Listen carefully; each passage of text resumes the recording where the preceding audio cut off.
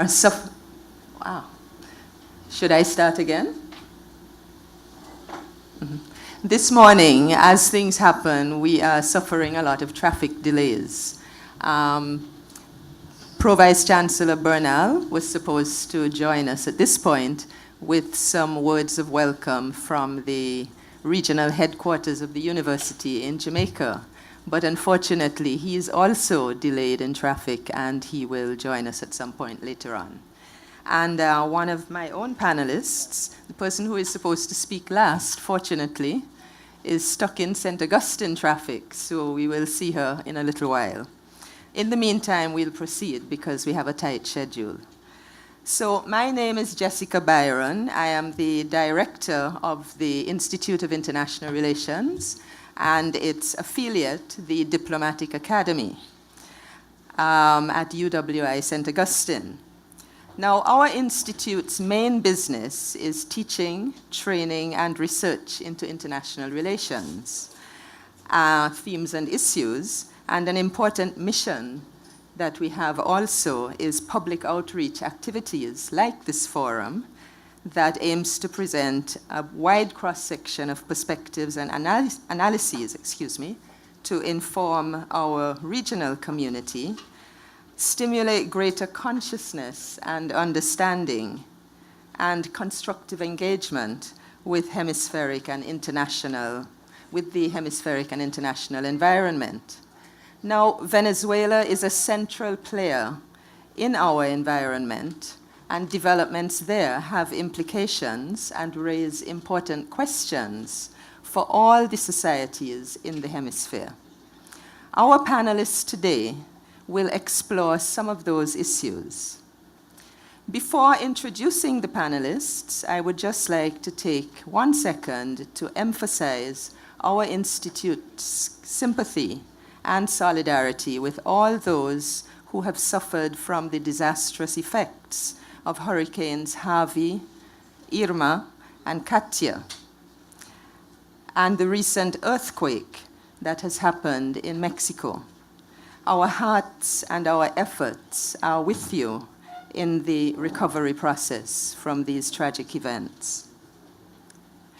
Now I will introduce the first set of panelists in the order in which they will speak.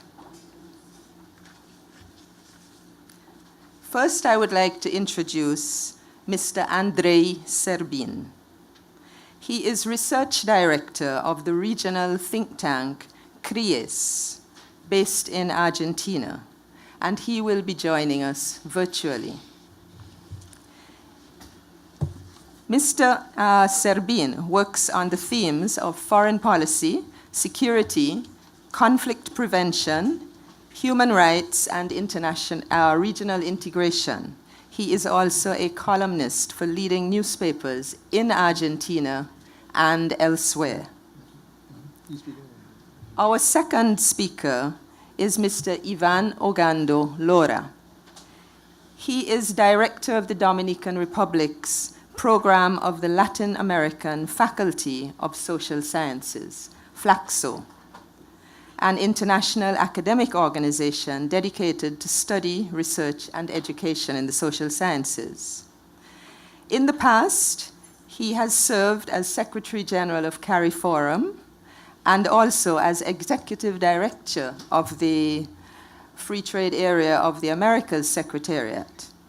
He was also a member of the Caribbean Regional Negotiating Machinery during the European Union CARIFORUM Economic Partnership Agreement negotiations. Our third speaker will be Dr. Anthony Peter Gonzalez, who has had a very long relationship with the U.W.I. as a senior academic at the Institute of International Relations.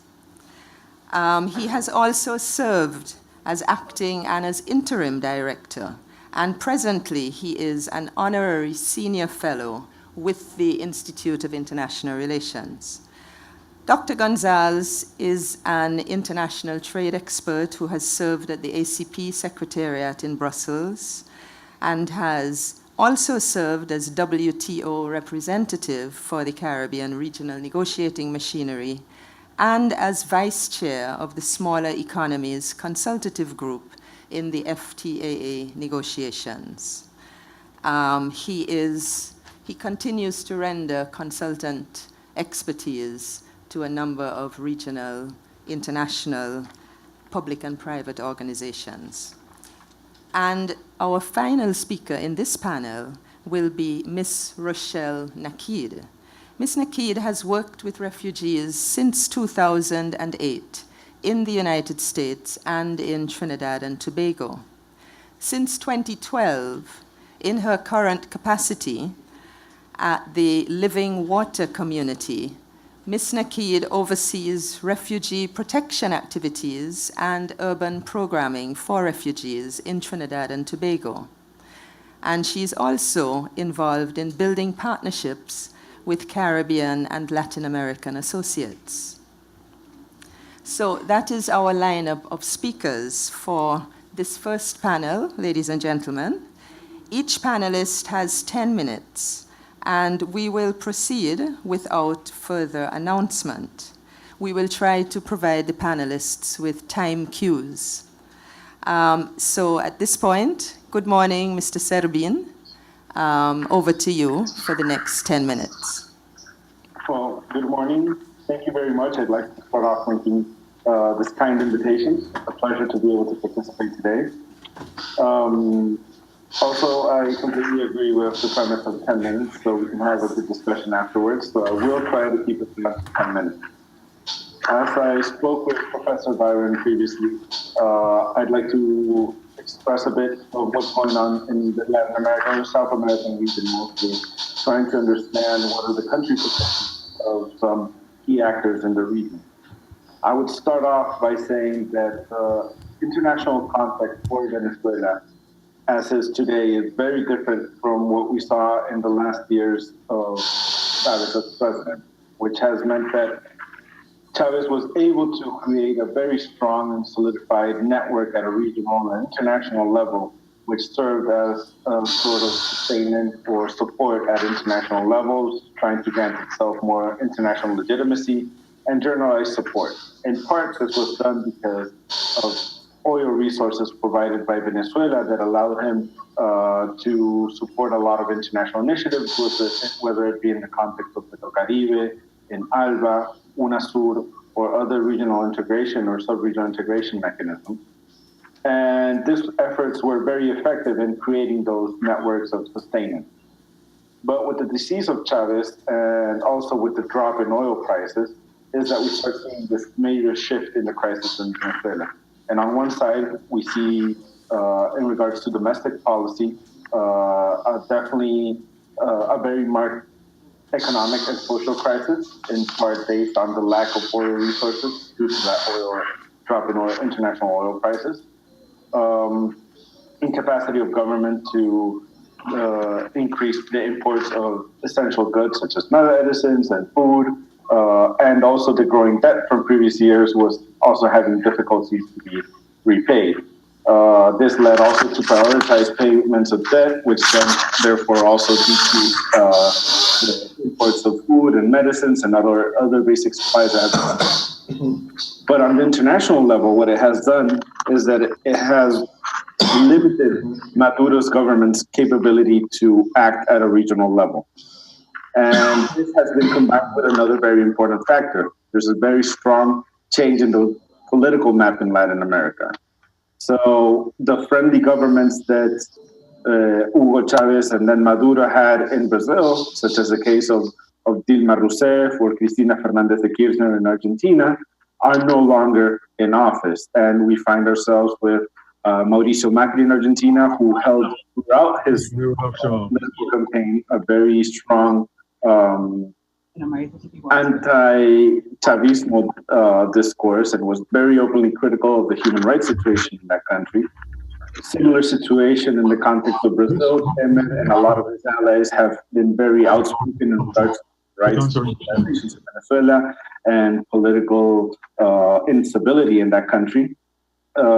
Also, Peru is another big change. Kuczynski arrives in the office having a very strong discourse towards Venezuela. This is in part a reaction to its own internal situation, being that he arrived into office with relative instability and few alliances, therefore an external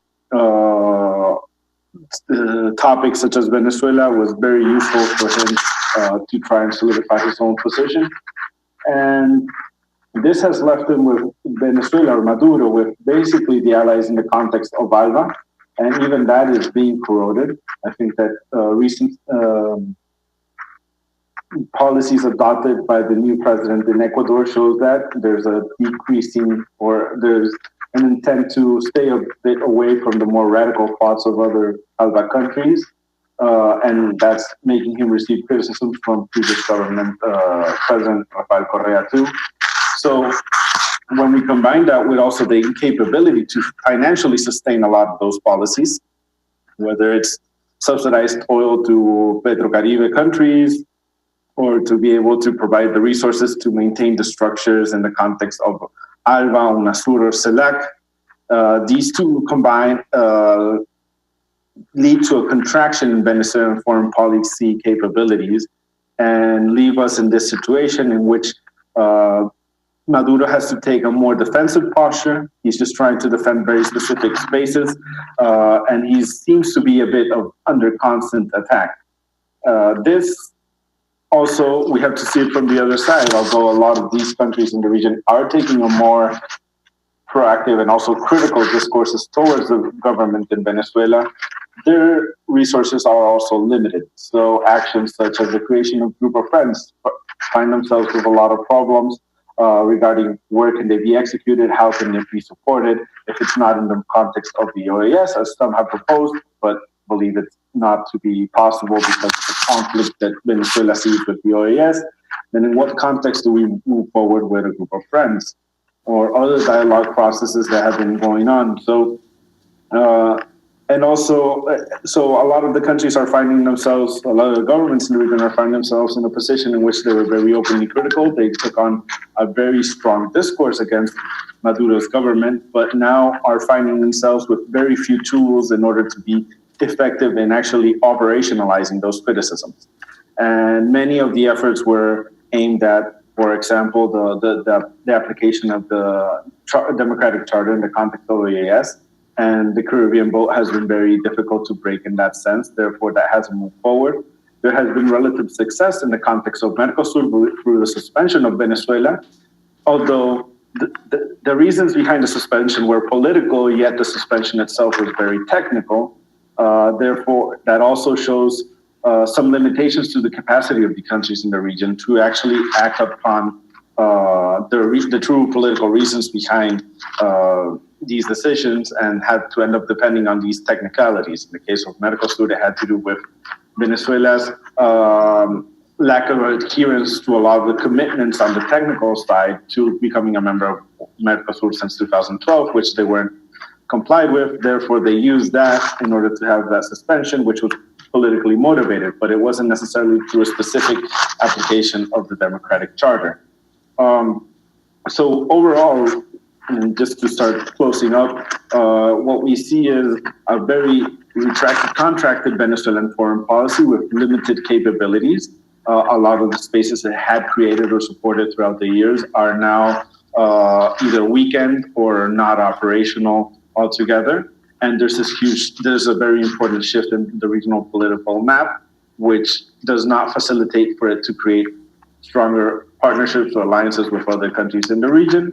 And to that, and we add to that, and which has not been mentioned, I haven't mentioned yet, it has to do with a government change in the United States, which gives a certain level of unpredictability. So there's a lot of the countries that are supporting sanctions against Venezuelan government officials or economic sanctions against the country. Yet when Trump comes out and speaks about possibility of military intervention, that creates even more tensions between not only Venezuelan government and US government, but also the countries in the region, which are trying to pressure the Venezuelan government, but do not agree with any form of military intervention. And that kind of dilutes the possibility of having been able to work on a more multilateral basis between Latin America and the United States in order to try and bring about some sort of solution or press for internal negotiations, which is today, I think, the most important factor when it comes to the role of the countries in the region. Really trying to figure out a way in which it's no longer so much a process of dialogue or necessarily talk about transition, but it is the necessity to have the parts inside the Venezuelan political conflict to start negotiating. So, well, those are my comments. Thank you very much. Thank you very much. Thank you very much, Mr. Serbian, Andrei. And we go to Mr. Ivan Ogando.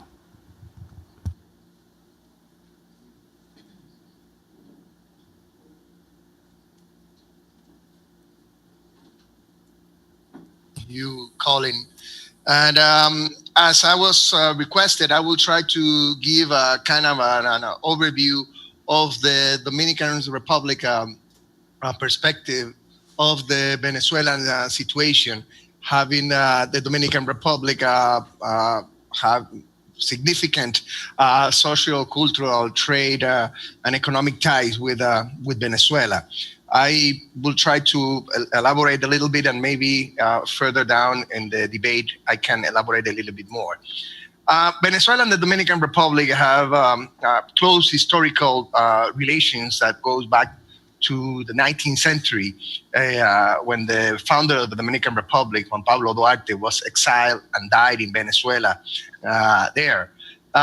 Then in the 20th century, by the late 1950s, Venezuelan President Rómulo Betancourt gave political asylum to many Dominicans who opposed the Trujillo's dictatorship, the dictatorship of Rafael Leonidas Trujillo. Even Trujillo attempted to assassinate Betancourt.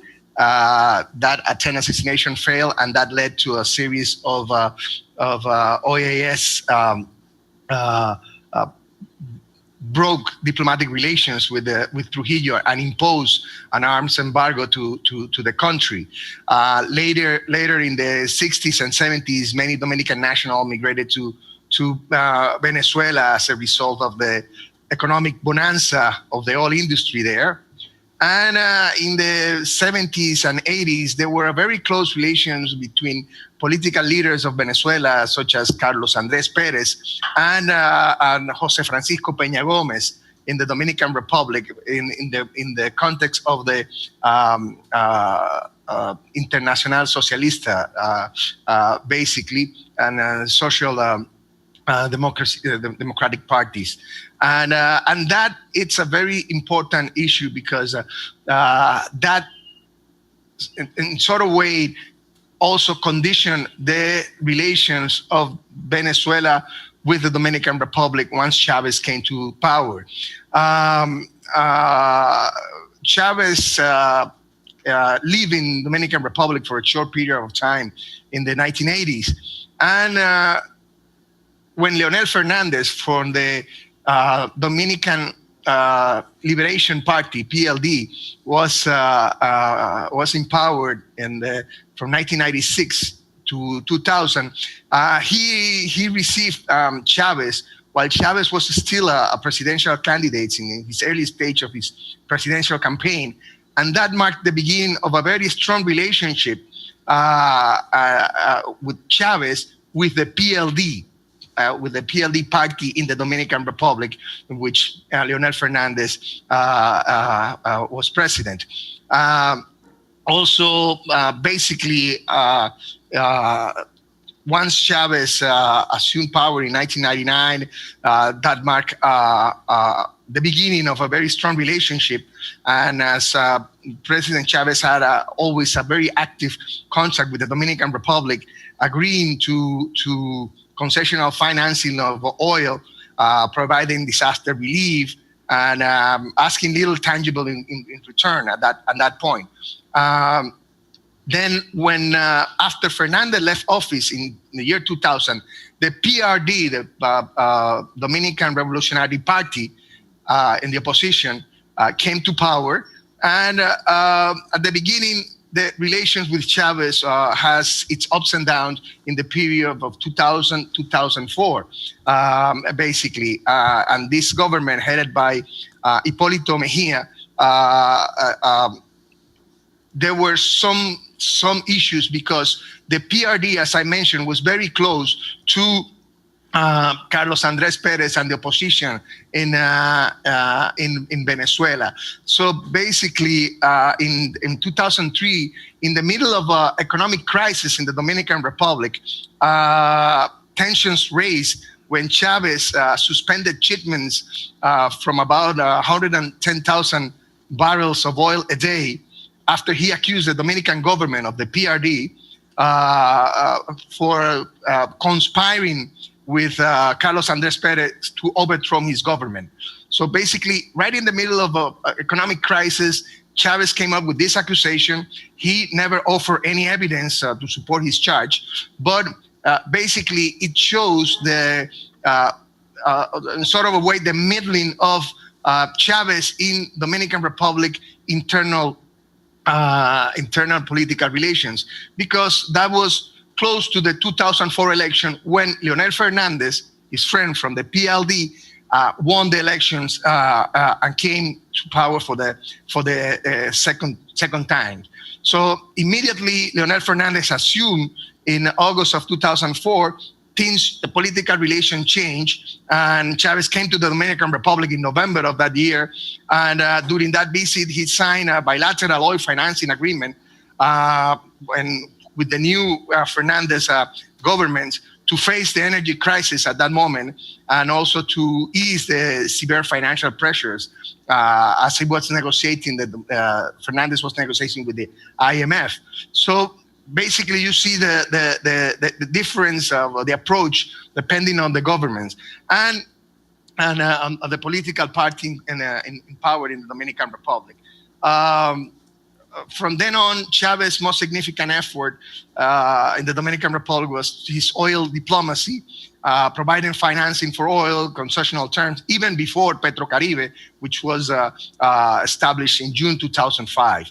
Also, Dominican military developed very close ties with Venezuelan military, with joint military exercise, and it was a very close personal relations between Fernandez and Chavez, even though it has been said that Fernandez was very critical of Chavez in private forums. And he even mentioned, it was said that he said that Chavez was a Castro, but with oil. However, Fernandez and Chavez developed a very, very close relations, and in the 2004, when the Chavez, the rhetoric between Chavez and the U.S. was deteriorating, actually Fernandez came up and offered to serve as a go-between to help resolve any outstanding issues between Venezuela and the United States. And also Fernandez constantly was in the international arena in order to basically support Chavez and to ease the tensions with other countries as the U.S. The DR was a founding member of Petrocaribe, and also during the 20th summit of the Rio Group that took place in March of 2008 in Dominican Republic, Fernandez mediated between Chavez and Colombian President Álvaro Uribe, which at that time also the relationship between Colombia and Venezuela was very tense because of the guerrillas that Colombia accused Venezuela of protecting the guerrillas. And so the relation was very close. In 2010, Venezuela purchased 49% of the state-owned Dominican oil refinery. And for that occasion, Chavez came to the Dominican Republic and with his counterpart, Leonel Fernandez, announced everything, announced the whole thing, and also announced a series of new investment and a closer relationship, economic relationship between Dominican Republic and Venezuela. When Danilo Medina from the PLD succeeded Leonel Fernandez in 2012, Chavez was also very expressive and supportive of President Medina. and basically the political relation strength. Then when it came the situation with the ruling of the Constitutional Court in 2013 against the descendants of the Dominican national of Haitian descendants, and the Dominican Republic came under criticism internationally. Medina went to Maduro also to seek support on the situation. So basically, this is just to illustrate that there have been very close political ties between the current party in government and the Venezuela regime. When Hugo Chavez died in 2014, Medina went to his funeral and basically expressed his full support to President Maduro as well. In the current circumstances, in the context of the OAS, so far the Dominican government have only expressed its high and deep level of concern, and the official position is that it is not possible to reconcile interests in the different parties involved in the conflict in Venezuela without concessions and goodwill from all sides. The Dominican government opposes unilateral actions and keep proposing the creation of a group of countries with balanced positions in order to support the negotiation aimed at bringing together the interest group. The Dominican Republic did not vote in the context of the OAS and in practice end up blocking the possibility of resolution in the OAS condemning the Venezuela regime and also the establishment of a constitutional assembly in Venezuela. So in that context, the Dominican Republic has been very warm and have distanced itself from position of other Latin American countries such as Mexico, Costa Rica, Colombia, Peru, Argentina, etc. And we could see that its political position is closer to the CARICOM countries. However, this is more, and it's my belief, is more because of those political relationships more than for economic reasons. And I say that because even though still, Dominican Republic imports quite a fair amount of oil from Venezuela. It has reduced significantly. In 2003, for example, there were 110,000 barrels a day. Today, it has been reduced to less than half, only 50,000 barrels a day. Also, the Dominican Republic has, and this is because oil is cheap and there's no need for funding. As you made, the DR also have bought back its debt with Venezuela to a significant reduction. So I'm just going to round out saying that the current position of the Dominican government towards the situation in Venezuela has to do more with political ties than with actual economic issues that or ties that they might have with Venezuela. That's not to say that the economic aspects, such as investment, etc., are not relevant. But it's more a political position than an economic position. Thank you very much, Ivan. We'll now turn over to our first live. Well, everybody is live, but in the room with us, participant, Dr. Gonzalez. Yeah, thank you very much, Madam Chair. I would just like in this short 10 minutes to take a look at the origin of the crisis, say a few words about what is driving it, and then probably look at some of the implications for the region, and finally conclude on how I see it evolving. I think, first of all, it's important to look at the history and see how we have gotten here. I tend to date the start of the crisis in 1989 with the structural adjustment program and the collapse of the Carlos Andres Perez government, What happened there led to what in Venezuela they call Caracasco, which is that the whole uprising in Caracas that Chavez had to put down. He was the captain put in charge of that exercise, and he had to put down the repression, and we can talk about all the thousands that died there, and he saw that. And that subsequently led him to organize himself politically and attempt 2 coups in 1991, I think, and 1992. Thereafter, these coups, of course, failed, but he went into exile, and from exile he organized a political party, came back, and in 1998 he won the general elections. Now, Chavez mobilized a group of people who, to a large extent in terms of class and race, were excluded in Venezuelan politics. They didn't occupy what you may call the corridors of power. And he brought them together, and he was able to win the general election. I think this is important to understand, and I'll come back towards it towards the end. For the first time, these people experienced a certain kind of political power and participation. And Venezuela, up to that point in time, had developed a very ineffective democracy. It was not participative. It was based on 2 parties that were generally useless. They were just alternating one another under some kind of agreement, which is called in Venezuela punto fijo. And it broke down, and it broke down in a way in which, up to today, they haven't been able to put it back together in a proper way. That is to say, you've had the disintegration of political life into several political parties. You have, for instance, on one side, you have about 10 parties forming the opposition.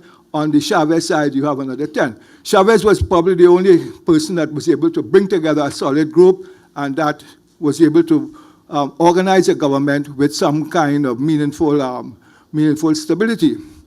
Chavez, of course, up to 2002, was relatively moderate. He had certain fundamental reforms that he was pushing, but the coup in 2002 against him led him to believe that he couldn't trust the middle and the upper classes. He believed that the people who really had his interests at heart were the working class people who actually came out to ensure his release. They were the ones who went to the palace and said, you have to release Chavez, and he came out. And thereafter, 2002, we saw a fundamental change in how he proceeded. He decided that, first of all, he wanted to introduce significant reforms.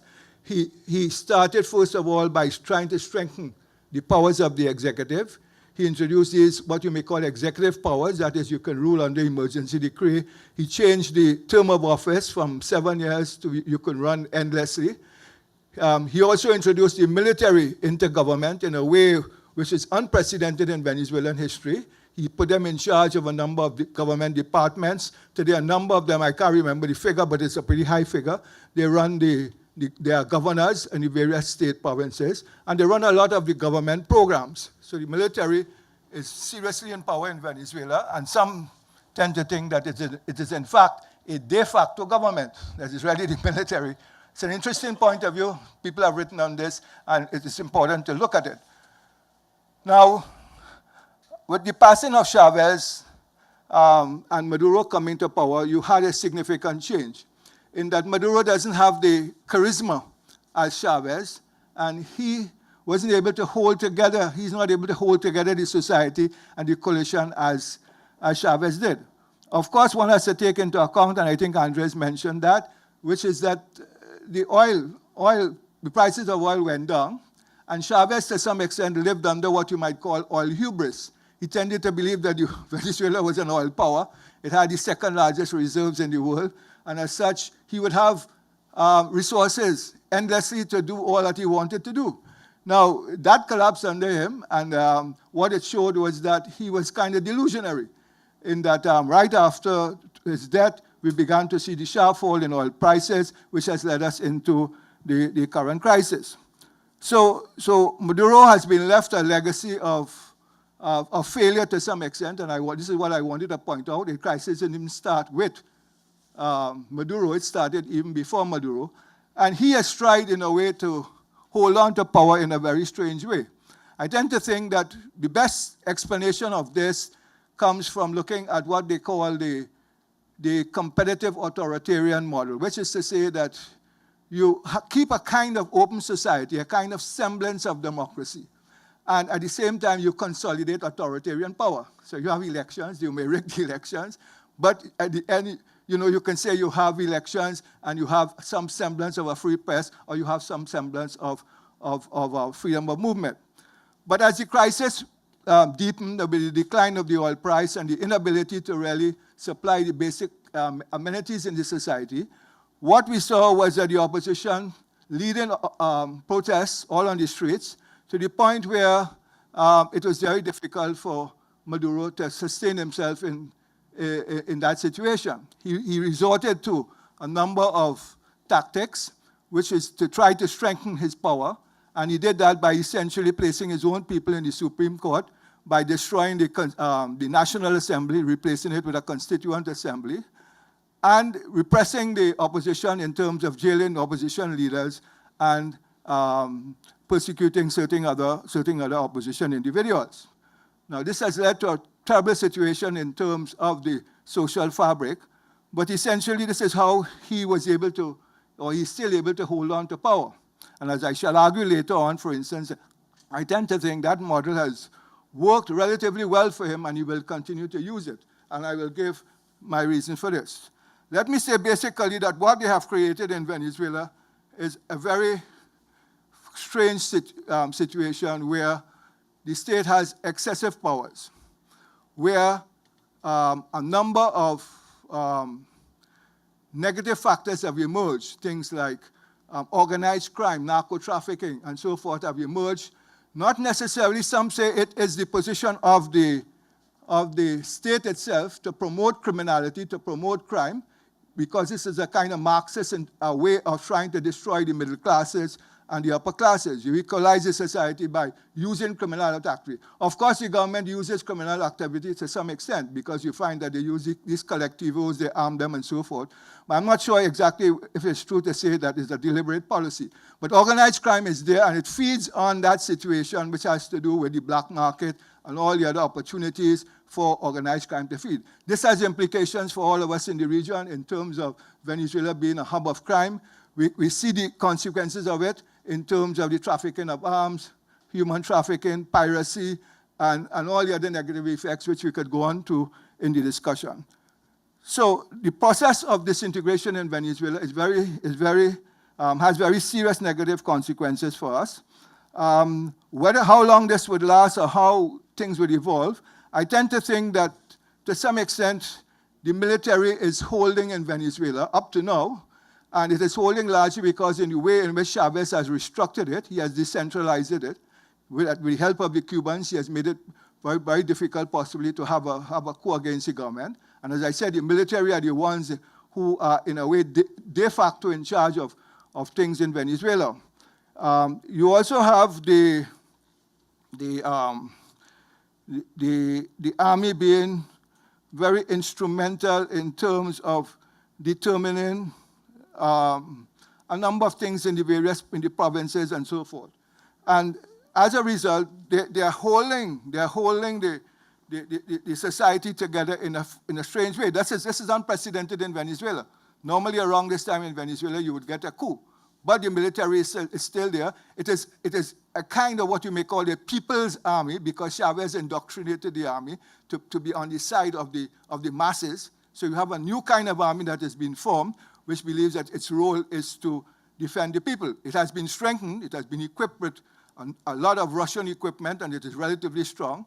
So that internationally, it is very difficult for, let's say, the Americans to think about trying to remove the Venezuelan government. The Americans, President Trump may talk, but I don't think in terms of action he's contemplating any kind of military intervention there.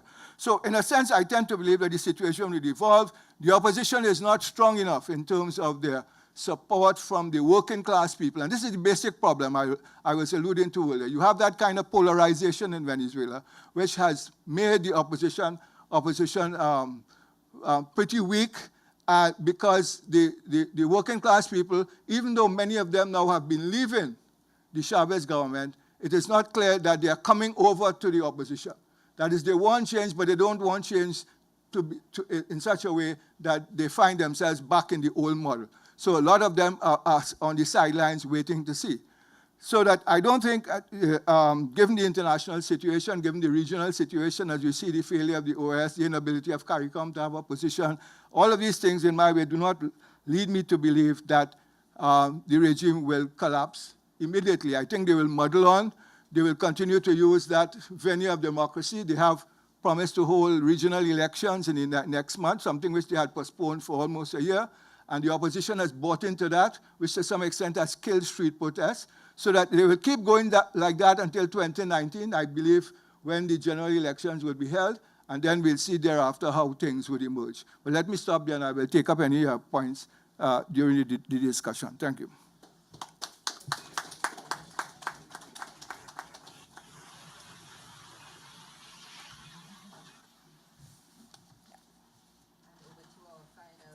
To our final panelist in this discussion, Rochelle Nikhil. Thank you. Thank you, Dr. Gonzalez, for that overview, I guess, of the breakdown of democracy in Venezuela. And you would have mentioned some of the human rights violations that have been taking place. I wanted to give a disclaimer in that my perspective, or our perspective, is not, it is humanitarian, and thus we have to maintain the neutrality that we're bound to in that regard. However, so of course you're not going to hear me making comments about what we believe the government should or should not do. But what we have to take is a position of the best interests of the affected persons. And in this instance, the affected persons are, of course, the Venezuelans themselves, and arguably, of course, the countries or the populace of the countries in the region which are receiving these displaced persons, right? So naturally, because of this breakdown in democracy and what is, we can only call, in many instances, gross human rights violations, there has been a massive displacement of Venezuelans in the region, and naturally, the Caribbean itself has not been immune to this. Now, the Caribbean has not been immune to displacement trends in general, not just originating from the Venezuelan crisis, but we've seen in the past 4 years that the Caribbean has also been affected by conflicts happening around the world. I mean, we've had an increasing number of Syrians seeking asylum here. We've had Bangladeshis seeking asylum. We've had Cubans. We've always had Cubans. And the Cubans actually still remain the #1 group of persons seeking asylum. However, we do expect that by the end of the year, it's going to plateau with the Venezuelans. And by early next year, we believe there'll be a spike, and Venezuelans will become the #1 group of persons seeking asylum in Trinidad, that is. In the region, we're seeing the same thing. Aruba, Curacao, again, due to their proximity to Venezuela, have received large numbers of Venezuelans, not necessarily persons who have actually sought asylum, but are in the country with various migratory statuses. Same thing here. Estimates are about 40,000 Venezuelans in the country. There's no authority that has an actual figure, again, based on the fact that, we have porous borders, and there isn't any one way to know what the actual figures are. In terms of figures seeking asylum, they've actually been quite low. But what we've noticed is that it's actually in part due to the fact that a lot of them don't have the information about how they can seek asylum. And many of them they just didn't even know that they could. So the numbers we saw at end of 2015 were approximately less than 20, 2016, again, just a handful. It was really in 2017, and that we saw this increase in figures of Venezuelans coming forward to seek asylum, again, now being the second largest number of persons seeking asylum in Trinidad. In this light, there's a number of challenges that affect how we can effectively provide protection to this group of persons, and that's in the Caribbean region. It's because there's no legislation. So Belize is the only country, again, that was brought on by the fact that they're situated in Central America and have been affected by the Northern Triangle, the displacement from the Northern Triangle countries, El Salvador, Guatemala, Honduras. and they have had legislation for, I think, about 20 years. But outside of Belize, no other country in the Caribbean has legislation to protect refugees. Trinidad and Tobago and Jamaica do have a policy. In Trinidad, that was adopted in June 2014, and we're actively working towards drafting legislation in that regard. Outside of that major protection challenge, there's other challenges with regard to actual programming and protection of the individuals, in the sense of we've had a number of SGBV cases or sexual and gender-based violence. Being able to respond to that has been challenging. We would have talked about human trafficking. What we're seeing is a large huge amount of exploitation of these persons who found themselves in an irregular situation in the country. And it's something that there's no easy way to address it, because we're talking about the local population here, of course, being some of the main perpetrators of that. There's a lot of also discrimination and stigma against Latina women as well. And of course, a lot of vulnerability that's exacerbated by having an irregular status in the country. And this is Caribbean-wide.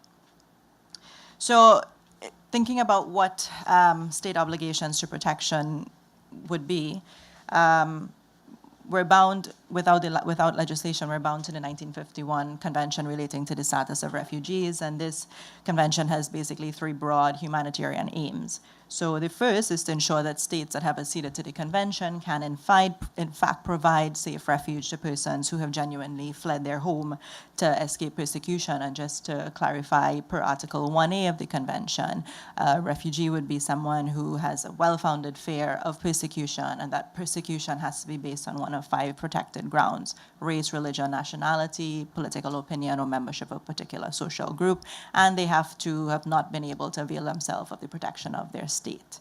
So of course, you can imagine in what category many of the persons seeking asylum here, or what protected ground they would fall under. One of the other core principles of refugee protection would be non-refoulement. And the non-refoulement principle basically means no return, or don't return someone to where their life would be in danger. And that's actually part of customary international law. So even if a state hasn't signed on to the convention, it's such an enshrined norm that it should be respected regardless. The other aim of the convention is to ensure that there's reasonable treatment for these persons and that their rights are respected. And so there's a lot of rights and entitlements that are laid out in the convention. And then the other aim is to protect them from the imposition of criminal penalties due to any breaches of immigration law that they would have necessarily committed in their flight. Just to clarify, again, the numbers of Venezuelans in particular seeking asylum has been low. Again, that has been because of a lack of information, we believe, which in our end, I mean, of course, we've been struggling to meet the current need as it is. So a mass influx, as you would call it, would of course create an even further strain on our resources, one that we're all too happy to bear, of course. Now, just another caveat would be that there's nothing in the 1951 convention that suggests that any of its provisions are inapplicable in the event of a mass influx. So if you can understand that if we are to protect the individual, then if there is an influx of individuals, they should be afforded the same type of protection as well. Naturally, as small island states in the Caribbean, there is limited resources and capacity. However, that does not in any way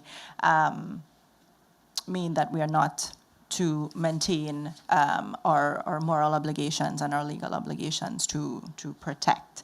Naturally, and what would be really important would be the support of the international community to be able to help us to treat with this issue. And of course, there's no clear pathway or clear guidelines as to what that support could look like. But suffice it to say, we're not seeing a change in the situation in Venezuela, and we're certainly not going to see any decrease in the numbers of Venezuelans coming to our shores anytime soon.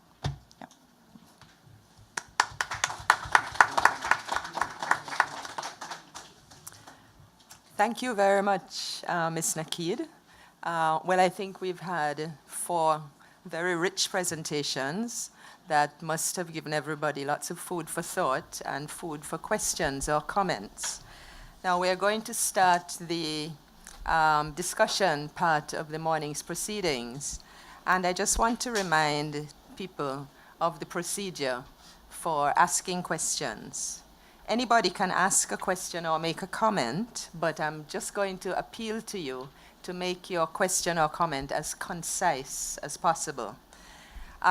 You should raise your hand to signal your interest in offering a question, and you need to wait to be acknowledged by the moderator and to be outfitted with a handheld microphone.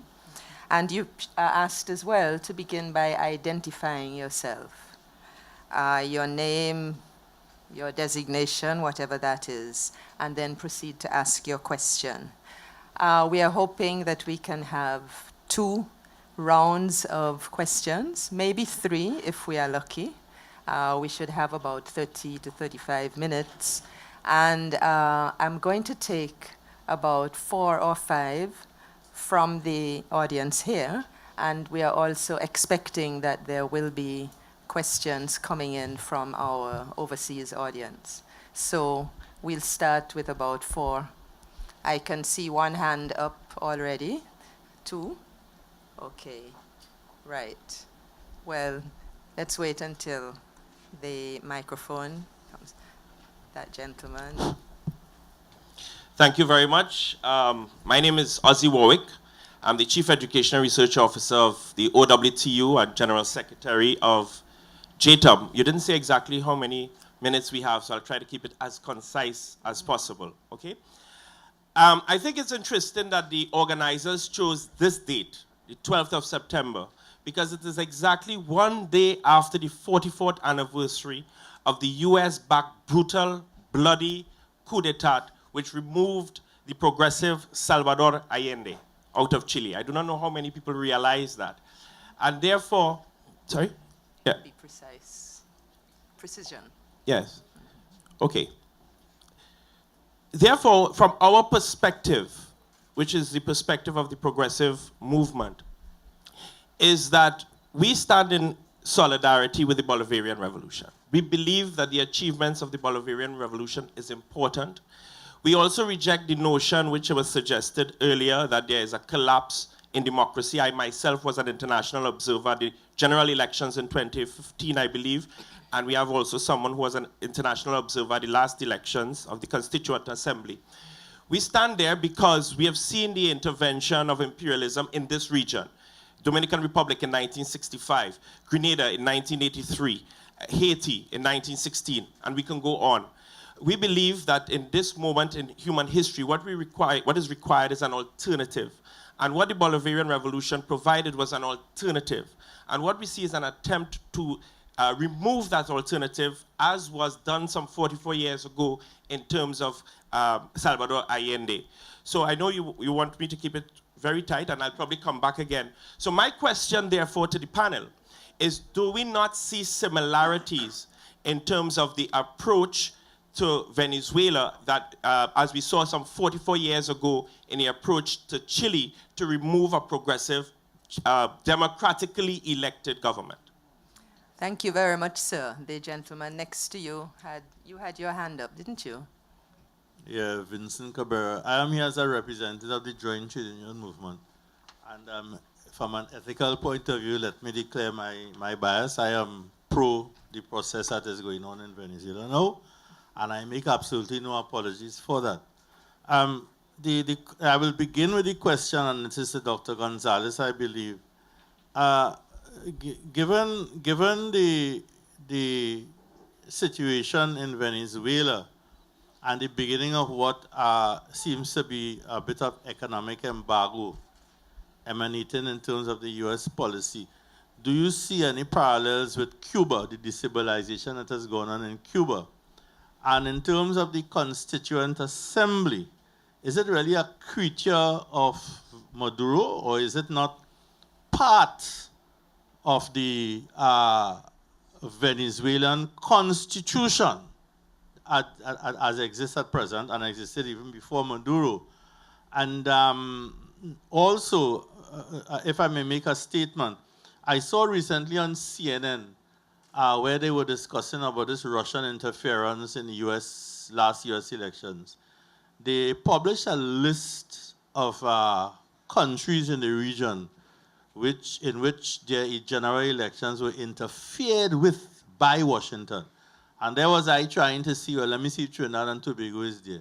I didn't see Trinidad and Tobago. I remember seeing Grenada and, of course, Venezuela. So the US, the hands of the US cannot be purified in this process. Eh? They have always been there to destabilize. And worse again, where you have a Maduro, who was a former bus driver in the barrios and a former leader of the trade union movement. That is problems for Washington.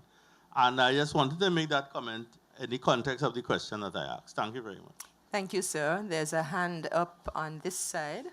I think there's a mic coming.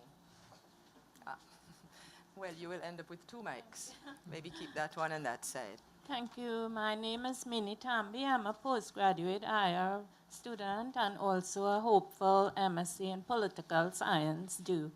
The question is concentrating on democracy, because due to the limitations, I think, in democracy, we could have great problems with other issues and challenges facing people. Economic problems are a big problem where there are mismanagement. To this end, I think, how do we go forward with economic, political, and social issues within the region? Thank you. There is one more question from the floor at the back, and then we are going to ask Ms. Williams to give us some questions from our audience overseas. Alim Khan Express, just want to get those numbers. Could you said 40,000, but you're not sure because there's no official data. How is that possible? How is so that you want the numbers to be clarified, and you want to know... How is it possible? Yes, I actually have a question. How is it possible that you don't know how many? Is it, because the airports, when people come in, there must be some official data when Venezuelans come in through the airports or to the seaports? Or is it that you're suggesting most of them are coming through illegal methods? So what's the actual number? I find it hard to believe you don't have a number. Okay, we will pause in the live questions for now. I think there are some questions from our audience overseas. And I'll ask Ms. Williams to read up to 3 of those questions. Okay, the first question I have is for Ms. Rochelle Nikhil. And the question from online asks whether or not Ms. Nikhil has statistics to support what she's saying. The second question comes from Mr. Marlon Madden from the Barbados Today. And he is asking whether or not a member of the panel can say what are some of the possible economic and social implications for the region coming out of this Venezuela crisis. And I have one last question, asking for a more balanced perspective to the democracy being practiced now in Venezuela. Thank you very much. Well, I think that the panel has even more than it can chew on now. I think probably we should start first with our overseas panelists. Andrei, would you like to comment on any of those questions? Yes, of course. Well, I'll make a more generalized comment that takes on a few of the questions and comments. The first one that I would say regarding democracy in Venezuela, I think that we can draw a very distinct line between the objectives of the Bolivarian revolution, and specifically the objectives it has in regards to democratic inclusion, in regards to social inclusion. And with those, I completely agree. Of course, there's important sectors of Venezuelan society that were economically, socially, and politically excluded. And Chavez did make a main objective of his revolution to take on this issue and include them into all aspects of society. The problem is that nowadays, the situation we find in Venezuela is very different. We find a highly militarized government. We find concentration of power first in the executive, and now in a situation in which we have a very polarized political dynamic. We have the imposition of constitutional assembly, which is a super constitutional power that can overrule any of the other powers in the country, which therefore further escalates conflictivity in the country by reducing the spaces in which the opposition can express itself and increasing the power of the government officialist sectors. We see the military being the main role in active repression inside Venezuela. We see active roles also by the security services and by the intelligence services. We're seeing gross systematic human rights violations. And all of these are not in coincidence with the objectives that were set up by Hugo Chavez Frias when he initiated the Bolivarian Revolution. So I think it's very important that we make those two very important distinctions. One is the thing what Chavez set out to do in Venezuela, and a very different thing is what we're seeing nowadays in Venezuela. With regards to the regional impact that the crisis in Venezuela may have, I think that the main impact is one that we already discussed, and it has to do with migration and forceful displacement of populations. I'm very glad to hear some numbers on the Caribbean because there's not that much information out there. I have been speaking to people in Colombia and in Brazil. Currently, there's refugee camps that are being planned out inside Colombia. They're receiving 40,000 Venezuelans a week in Colombia. There's huge displacement on the south border with Brazil, to the point that the Brazilian government has decided to waive the fee on applications for residences so people can start migrating legally there, because the issue was they couldn't afford the residence fee, so they were applying for asylum, and the asylum process was a lot longer. In the meantime, they could not work legally. Still, there's a lot of Venezuelans that are currently living in the streets or in public schools and improvised shelters. Even the numbers in Argentina are growing enormously. Just the last year alone, there's 13,000 applicants for temporary residencies, and there's over 60,000 Venezuelans that came here, and we still don't know how many of them actually left. So I think that the first order at hand regarding the impact has to do with migration. But also, Venezuela for a long time was a large importer of a lot of products locally produced, whether it was food, whether it was medicine. And as the economy contracts and the Venezuelan government is unable to pay for many of these imports, a lot of the countries that were depending on their exports to Venezuela are seeing that market shrink very rapidly, and that can have repercussions internally. And with this, I'm thinking mostly of Brazil, I'm thinking of Colombia, and I'm thinking of Argentina, which were three countries that were having very large exports towards Venezuela. And then overall, there's the political aspect of it that I think is very important. The truth is that Latin America has a very strong history of being able to resolve its own political crisis, maintaining it inside the region. And that tradition is being broken by an incapacity of regional organisms to deal with the ongoing crisis in Venezuela. And this has to be very worrisome, because the moment that we stop being able to solve the issues ourselves, we open up the door for more interference from external actors. And with that, I have to agree when people are afraid and they make comparisons to US interventionism. But I'm not only talking about US interventionism, I'm also talking about the interference in domestic Venezuelan affairs by countries such as China and Russia that have a very active role in supporting the Venezuelan government and specifically sustaining it on a financial level, as is the current case of China. Thank you very much, Andre. What about Ivan Ogando? Would you like to comment on any of the questions? I fully support what have been said by Andre in terms of the differences between the current situation in Venezuela and Chile back in 1973. I have to say also that it must be underlined the lack of capacity of the Bolivarian Revolution to turn around the Venezuela economy, even though it enjoyed for more than 12 years, 13 years, an oil boom. I think everybody in the region benefited from that from that oil boom, to say it in a very sarcastic way, even more than the Venezuelan citizens. Today, Venezuela's economy is far more dependent in the oil exports than it was even before Chavez. So we have to underline that lack of capacity of the Bolivarian regime to actually promote the necessary structural economic changes in Venezuela to make actually their social programs sustainable in time. In terms of the impact of the current situation in Venezuela, I think the impact varies from country to country.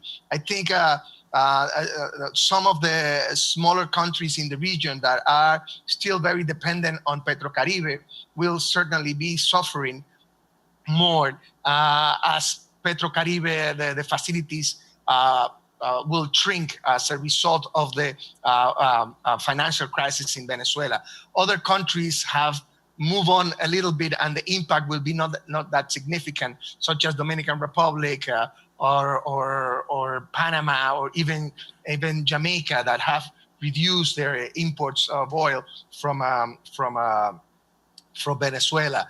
And as regards of also one of the things that might counterbalance the fact that Andre mentioned in terms of trade with Venezuela as the Venezuelan market shrinks is the fact that many Venezuelan investment now are flying to countries nearby. The Dominican Republic have largely benefited from Venezuelan investment in the last 4 or 5 years over the order of almost 400 millions. And these investments have gone to real estate, finance, tourism, free zone, agro business. And it is the case also in, as it's in the case also in Panama, even in Costa Rica as well to a lesser extent. Other countries, for example, like Cuba, will certainly be far more affected by the situation. In terms of the humanitarian crisis and the immigration in the Dominican Republic, just a couple of weeks ago, the director of immigration actually mentioned that between 18,000 and 20,000 Venezuelan citizens have come to the Dominican Republic in the last 3-4 years. And this migration also could, up to a certain extent, benefit some of the countries, because what we're seeing, not so much in the case of Colombia, but in the case of Costa Rica, Panama, Dominican Republic, we're seeing young professionals coming and entrepreneurs also with that have started business. So there are some good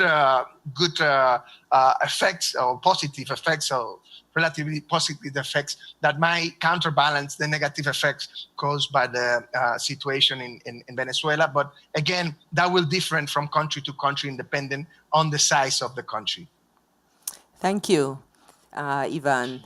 Now, Dr. Gonzalez, would you like to comment? There were some specific questions directed at you. Yes, I think Andres largely dealt with most of the questions that I wanted to reply to. I think he clearly pointed out where there's a difference today in U.S. intervention as compared to the times of Allende. As a matter of fact, under Obama, for instance, it was clear that the United States took a kind of hands-off position. It didn't really wanted to be accused of intervening. And today we saw, for example, how long it took President Trump to make a statement on Venezuela.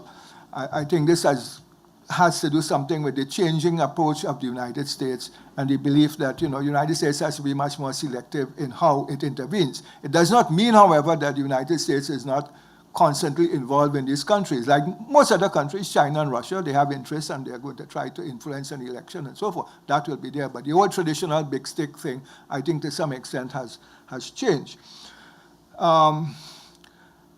The question of the embargo being, the Cuban embargo is somewhat similar to what we're seeing today, the sanctions being imposed by the United States. Well, I don't think it's exactly the same, I think some people called for much more stringent sanctions by the United States. They wanted to see the United States impose an oil embargo, which could have been catastrophic on Venezuela, given the importance of oil. But the government of the United States chose the softer option. They didn't want to affect the oil refineries in the south, and they decided to continue to import Venezuelan crude. They chose instead to apply sanctions on individuals and financial sanctions generally, which is the recent dispensation. And that is obviously going to have some effect because it means that the Venezuelans cannot borrow money that they need to really sustain their economy. They have to look now towards China and Russia. They're already indebted highly to the Russians and to the Chinese. I don't know what more the Russians would be prepared to put out. They are buying up Venezuelan oil resources in a rather exponential way. Some people think that in a few years, if it continues, the Russians are going to own most of the Venezuelan oil fields and stuff like that. But the point is that the sanctions imposed by the United States have largely to do with the call by the international community and the regional community for measures to try to deal with a government that is deviating from the rules of democracy as we know it. Now, we can debate endlessly about democracy, what kind of democracy one should have, participation, authoritarian style, or one that is more open and democratic and so on as we know it. The fact of the matter is, as Andres pointed out, and I don't want to spend more time on this, the fact of the matter is democracy as we know it in terms of the separation of powers. That has been seriously eroded in Venezuela, and there's no doubt about that. The courts have no really independence. The National Assembly, which is supposed to be independent of the president, as practiced in the United States, that has been totally eroded. The kind of repression that we are seeing could not come from a system that is working in any kind of meaningful democratic way. The media has also been suppressed in many ways. The government has intervened into the area of communications and now control a significant part of the media, and to some extent that has affected democracy. But I don't want to get involved in the democratic discussion. There was a question about the impact on the region, what are the implications and so forth. Well, as Ivan was saying, they are both negative and positive.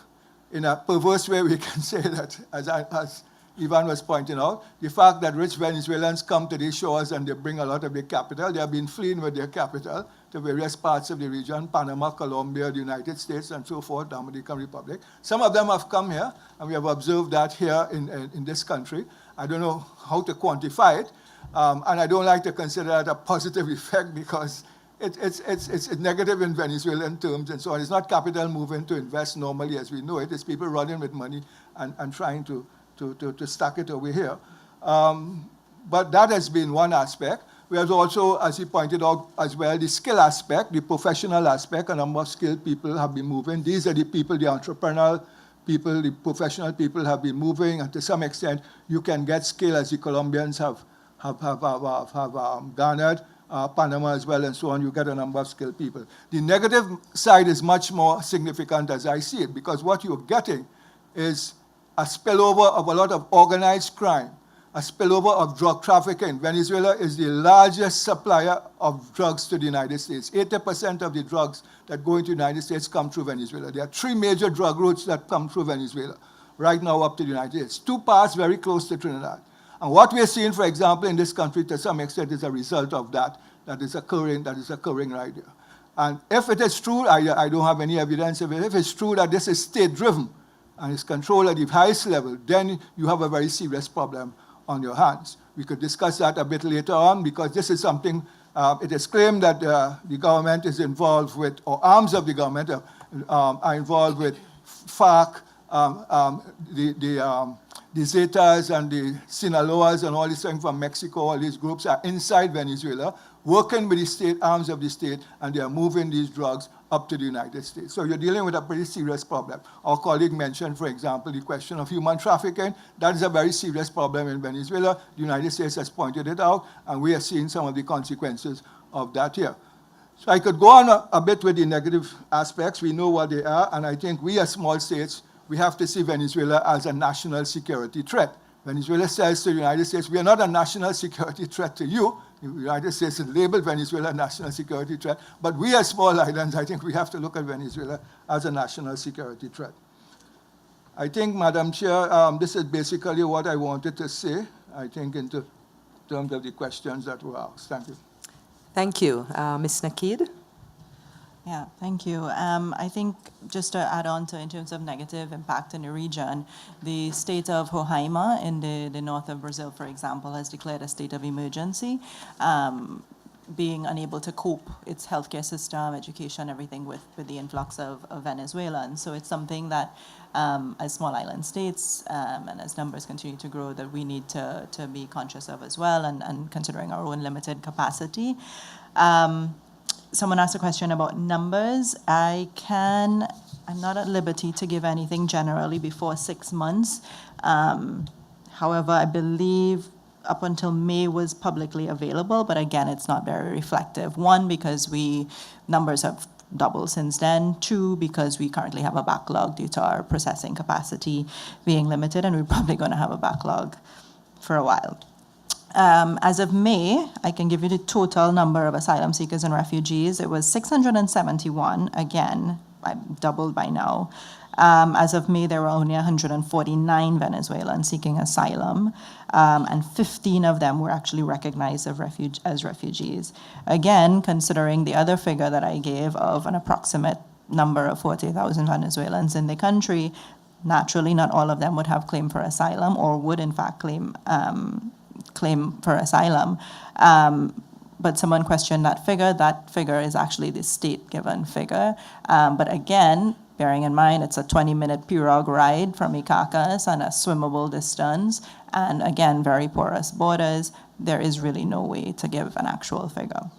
And again, a concern for us in terms of we're not actually sure if these people know how to apply for asylum, and that's probably one of the reasons why they haven't come forward. So that's a challenge on our end. As for other figures, I think if you go onto the UNHCR website, generally up until May, I think should be made public, other figures. Yeah. Thank you very much, panelists. We have 10 minutes remaining, which means that we can take very few more questions. I think I want to give priority to people who did not ask first time around. Are there other questions? Questions from other people? I see a hand up behind there. Yeah.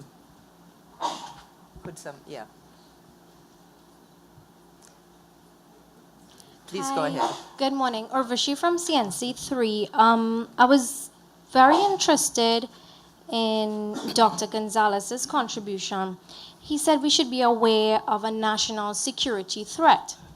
Now that kind of got my interest because not just immigration, I'm seeing a link with Russia, North Korea, Russia, Venezuela, and the obvious alignment with the US and South Korea. When you say national security risk, are you referring to the war that people are talking about, the banter between U.S. and North Korea? And if you weren't specifically speaking to that, can I get your thoughts on it? And what do we, as a region, where do we stand? Who are we aligned with? We're so close to Venezuela. Thank you. Thank you. Other questions? Yes, I see a hand up over here. Good morning. My name's Tony Blackman. I'm a PhD student here in IR. My question in terms of what Dr. Gonzalez talked about with the national security, well, for one thing, we do have people coming in legally, or at least attempting to come in legally through immigration, so we should have numbers daily for that, I would imagine, right? And then I would also imagine that there must be Coast Guard picking up certain people or, Venezuelans coming on board, coming to Trinidad. So I suppose we have some numbers there, and it would be beneficial for us to know them. In terms of the national security, Venezuela is a much larger country than Trinidad and Tobago. We have over 30 million people right next door. Maybe we are not as interesting for Venezuelans because we don't speak the same language generally, but we can see in the society that there are more and more Venezuelans coming. So I guess my question is, what is the position, the official either CARICOM or Trinidad and Tobago position and provision for whether it's refugees, illegals, or just people seeking asylum in Trinidad and Tobago? And are we just hoping to like fly by the seat of our pants? Because what we've noticed in Venezuela is that for the last maybe 2 decades, there have been the upper classes of Venezuelans have been fleeing either to America, at least business people and people like that, for almost 2 decades. So my basic question, what is the plan? Do we have a plan? Thank you. I think I'll take it back to the panelists because we have 5 minutes more until we end this particular discussion. Would anybody like to answer those 2 questions? The first one. I can address the second one. Well, first of all, of note is that there is no state or government representative on the panel, so that's the first point. So the official position, obviously, we can't present. What I can tell you is that we have been working very closely with the Ministry of National Security, that we are in the process of drafting legislation, that it is in fact in the Attorney General's office, and the position has been to go ahead with the process and to enact legislation as soon as we possibly can. As for the rest of the Caribbean, Jamaica is in the process of drafting. Well, St. Lucia and Barbados have not even signed the convention, neither has Guyana. The other islands are talking. Antigua and Barbuda is, I believe, about to initiate the drafting process. And again, so it's happening around the region, but of course these things take time. The question is what happens should there be a greater influx than our capacity can handle, and I don't think anyone has an answer to that yet.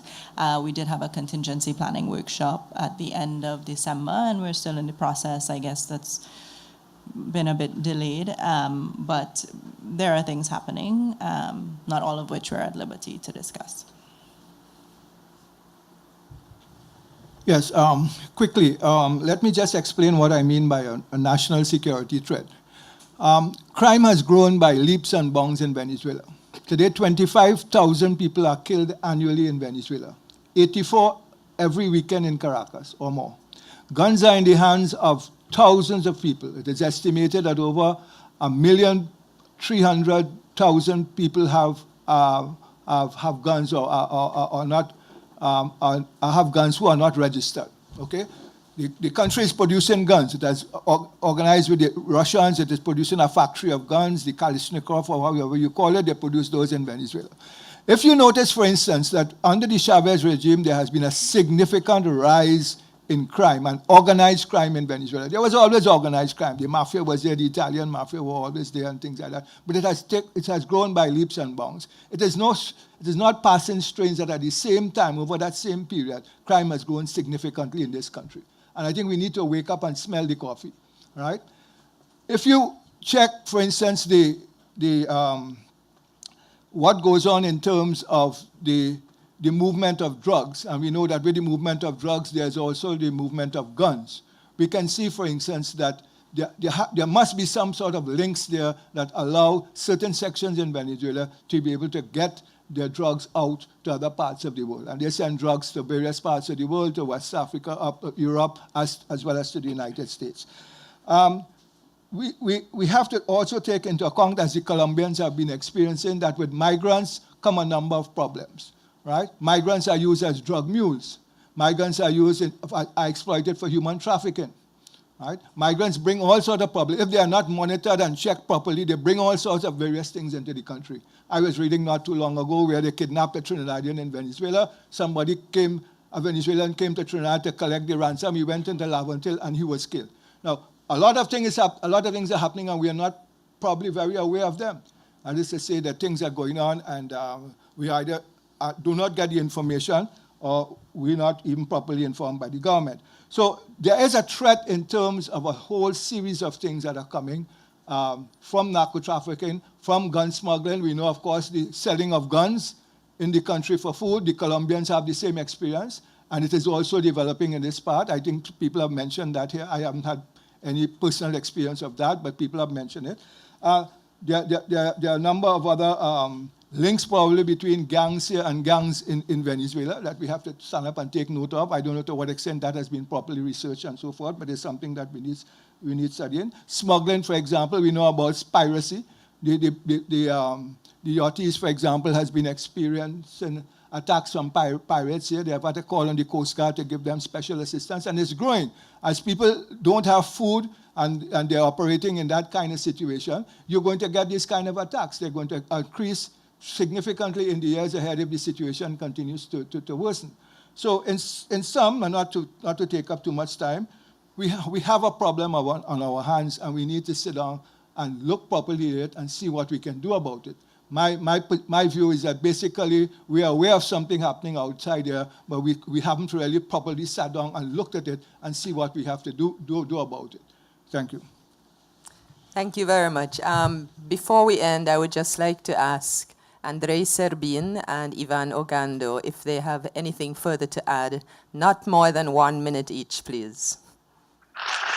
I think I want to build on the issue regarding international security, especially for neighboring countries. This is an issue that's become recurrent with a lot of governments in the region. Colombia is probably the best example of this. I agree with the fact that ongoing violence and escalation of murder rates and homicide rates and other forms of violence in Venezuela are a worrisome indicator. Even worse than what was mentioned, I just want to clear it up. It's actually 30,000 homicides that are expected to be this year and 29,000 last year alone. I think that what is happening is that Venezuela has become a hub for narco trafficking in the last few years. So a lot of the drugs that are being produced in other parts, not necessarily inside Venezuela, are finding it a lot easier to get to the United States or to Europe, not through Colombia, not through Mexico, but through Venezuela, and then from there catapulting to other areas. And that's probably something that a lot of the countries in the region will have to maintain an eye out for, because it will likely increase, especially as we see a continuous degeneration of the capabilities of the armed forces and also the security forces to maintain internal order. Thank you. Ivan, final comments? Hello, yes. Well, I just would like to add that, yes, we have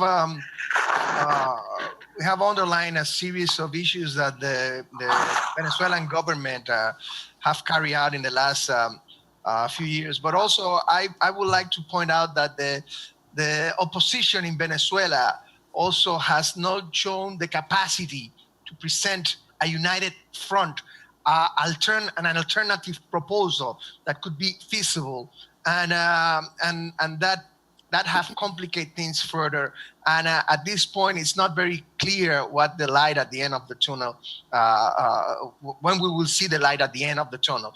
The thing is that now Maduro is trying to reform Chavez constitution. I mean, this is the current constitution is the Chavez constitution from 1999, which was overwhelmingly approved by the Venezuelan people. I don't think this will be the case with these new elections, and there are many things in order to believe that the next regional election at the end of the year and the next presidential election in 2018 will not be credible. So that will complicate things further. But I would like to underline that the opposition in Venezuela has not been capable of getting their act together and to actually put forward a unified position in order to counterbalance the government aspects and in the political arena in Venezuela. Thank you. Thank you very much. Well, ladies and gentlemen, I think we've all had a very interesting first discussion, first round, and I would like to thank you for your questions and comments, and particularly to thank our 4 panelists. Thank you very much indeed.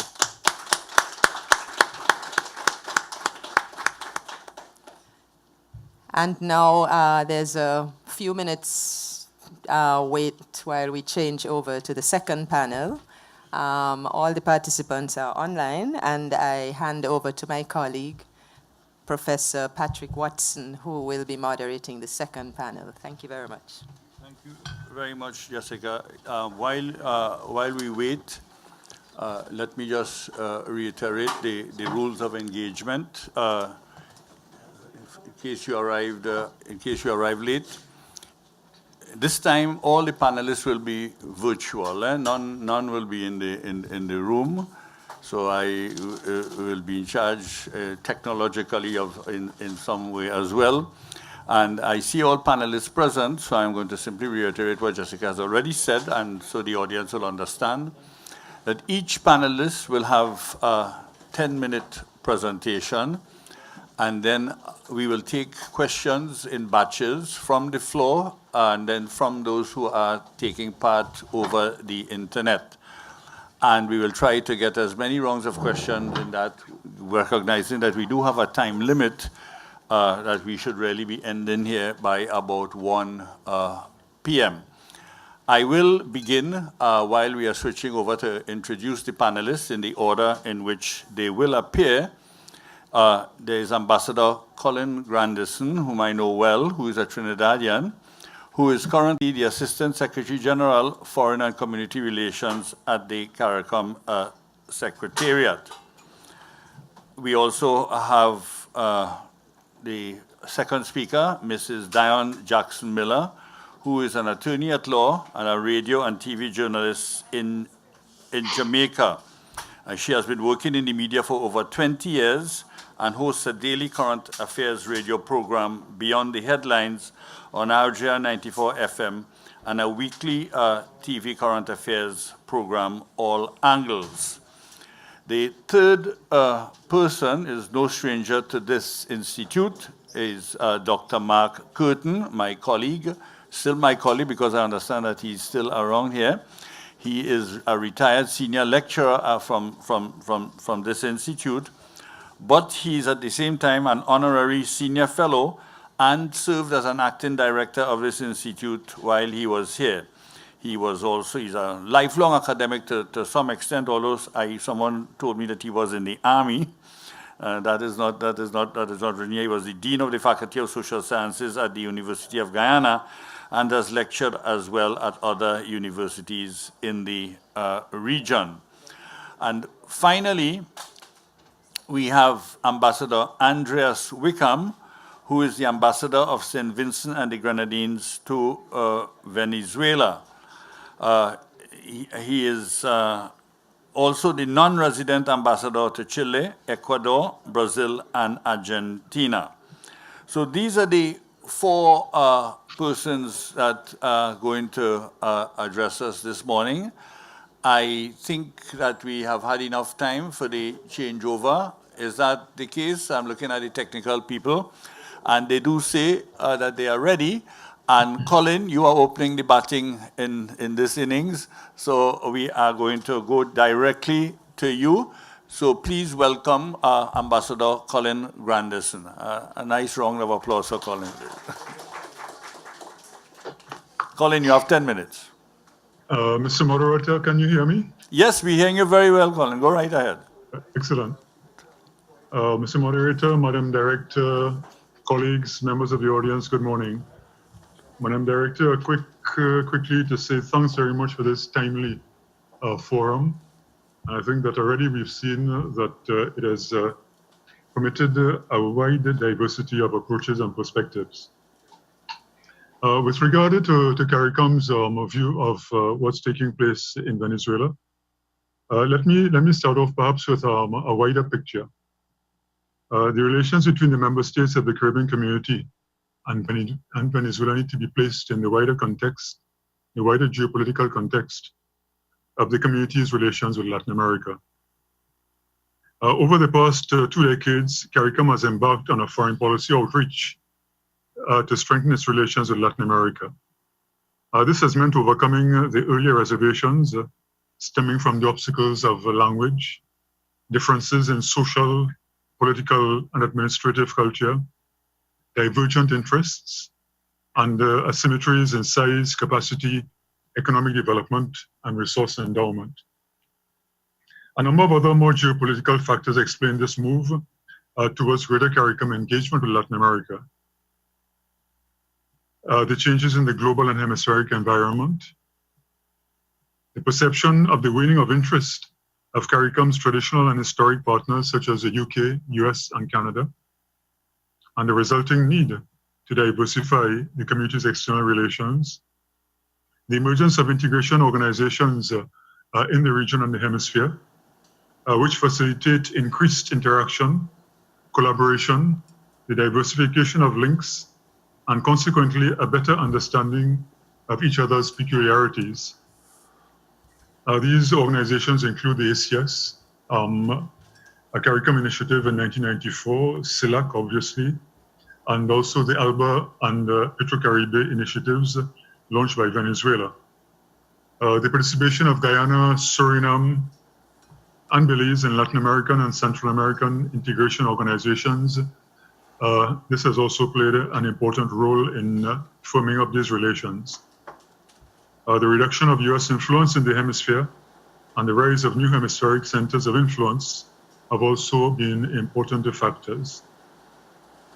In a word, the isolation of the community from its near abroad has decreased over the years. The reciprocal interests of a number of Latin American countries have also played a role in this rapprochement. We know obviously Venezuela, Cuba, but Mexico, Brazil, Colombia, Chile, and Argentina have a much more important place within the region today.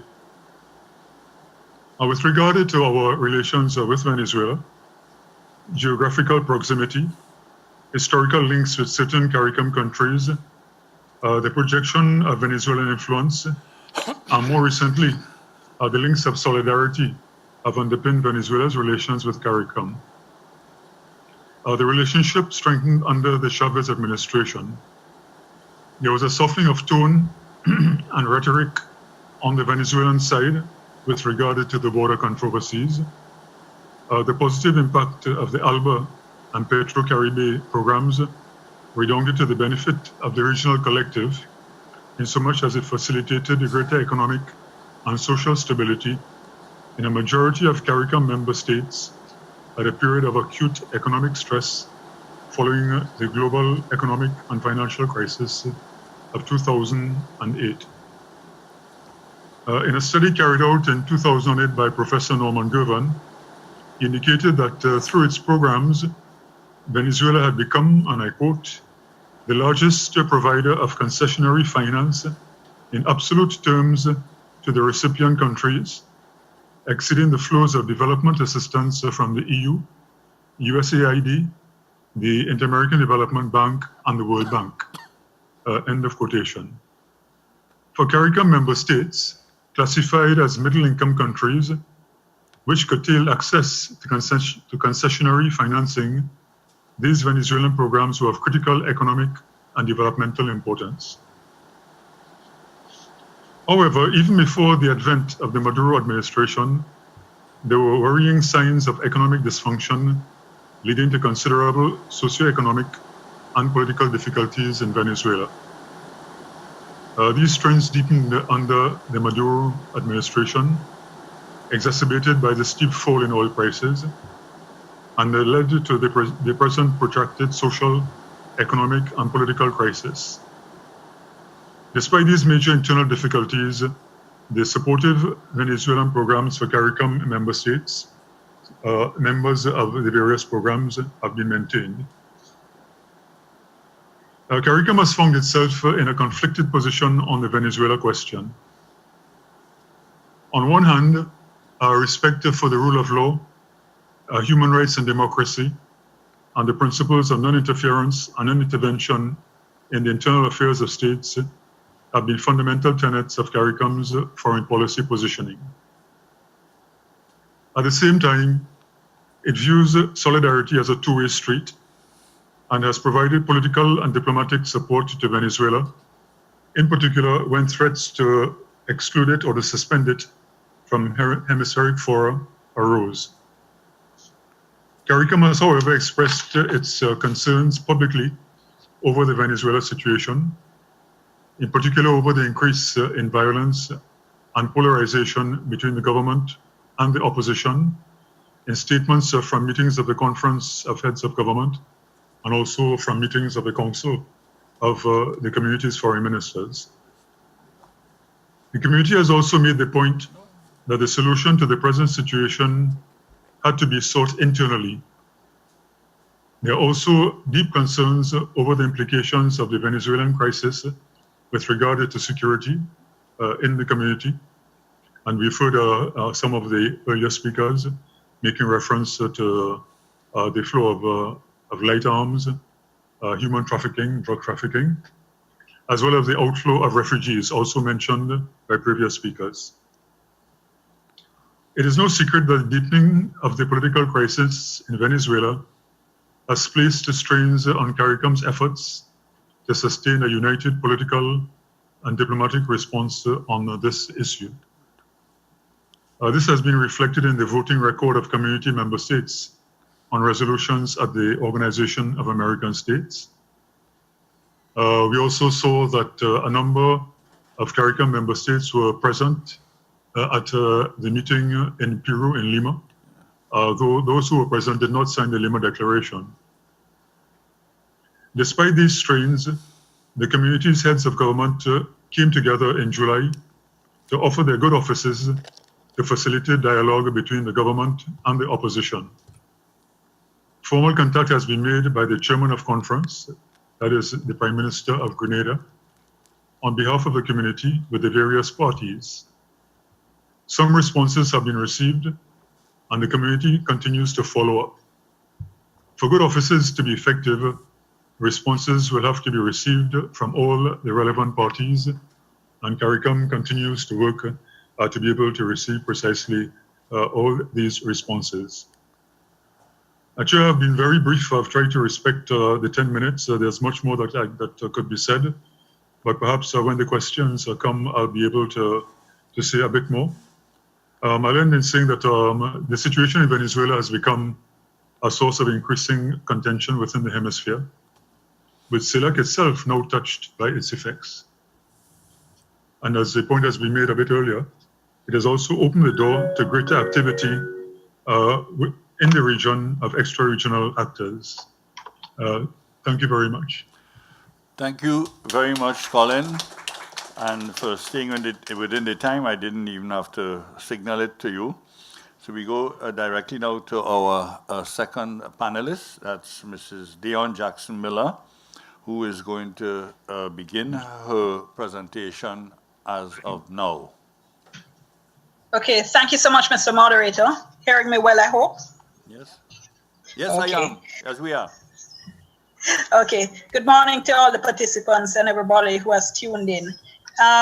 One of the critical issues, I think, in relation to the unfolding situation in Venezuela is that it has to be of concern when institutions of government have been undermined, and we've been seeing that some of the pillars of democratic governance being undermined. The March 29 announcement by the Supreme Court, for instance, that it was taking over the powers of the National Assembly was almost universally condemned. And the courts, the judiciary are often seen as one of the bulwarks against oppression, against the any kind of authoritarianism.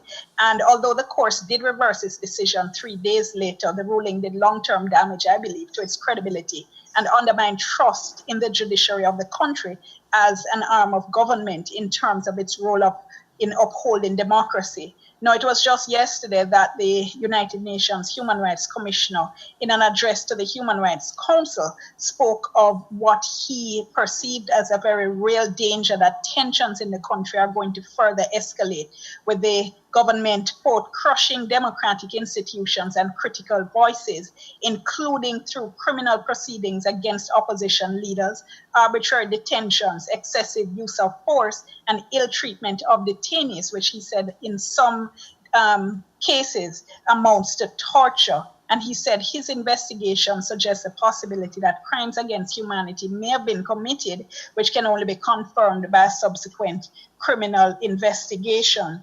And he called on the Human Rights Council to establish an international investigation into human rights violations in Venezuela. 34 NGOs from within and outside the country on September 8 had issued a joint statement calling on the UN member states to address Venezuelans' deepening human rights and humanitarian crisis. Now, to zero in on one of the areas of particular interest to me, the news out of Venezuela as far as freedom of the press and freedom of expression is concerned has been almost universally bad. Foreign journalists have been expelled or denied entry, with more than 20 journalists and media workers from at least 9 different nationalities denied entry between last August and March. The official grounds, according to the press freedom group Reporters Without Borders, those official grounds have been violation of immigration regulations and other, quote, bureaucratic pretexts. In the 2017 World Press Freedom Index, which is compiled by Reporters Without Borders, Venezuela was ranked 137th out of 180 countries, and the RSF described the situation for journalists as extremely tense. The group said the government is trying to keep media coverage under close control, spoke again of the expulsion of foreign journalists, and referred to a 2010 law which provides for sanctions in relation to the publication of any content which calls the legitimately constituted authority into question, and which the group says has led to arbitrary arrests and defamation prosecutions. That report was issued ahead of World Press Freedom Day in May, and since then, on the Day of the Journalist in Venezuela, which is observed annually on June 27, in noting that there was little to celebrate, Reporters Without Borders said, quoted the National Press Workers Union in saying that 376 journalists were attacked between March 31st and June 24th, that police forces were responsible for 170 of those attacks, and that 33 journalists were illegally detained during that period. The group also spoke of the National Telecommunications Commission as having continued to close media outlets, and said since the start of this year, it has shut down more than 41 radio and TV stations in states governed by Maduro's party, and that many of those closures, the concerns have been carried out without any transparency and without any grounds being given.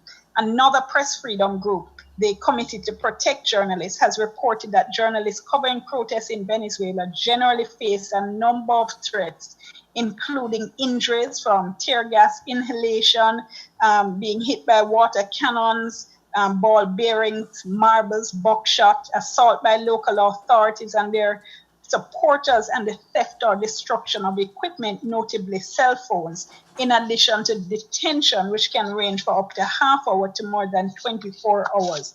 On September 6th, the Office for the Special Rapporteur for Freedom of Expression of the Inter-American Commission on Human Rights condemned the closure of all these media outlets and called for the state to urgently adopt measures to ensure that media outlets can operate with legal guarantees and without distinction based on whatever might be their editorial line.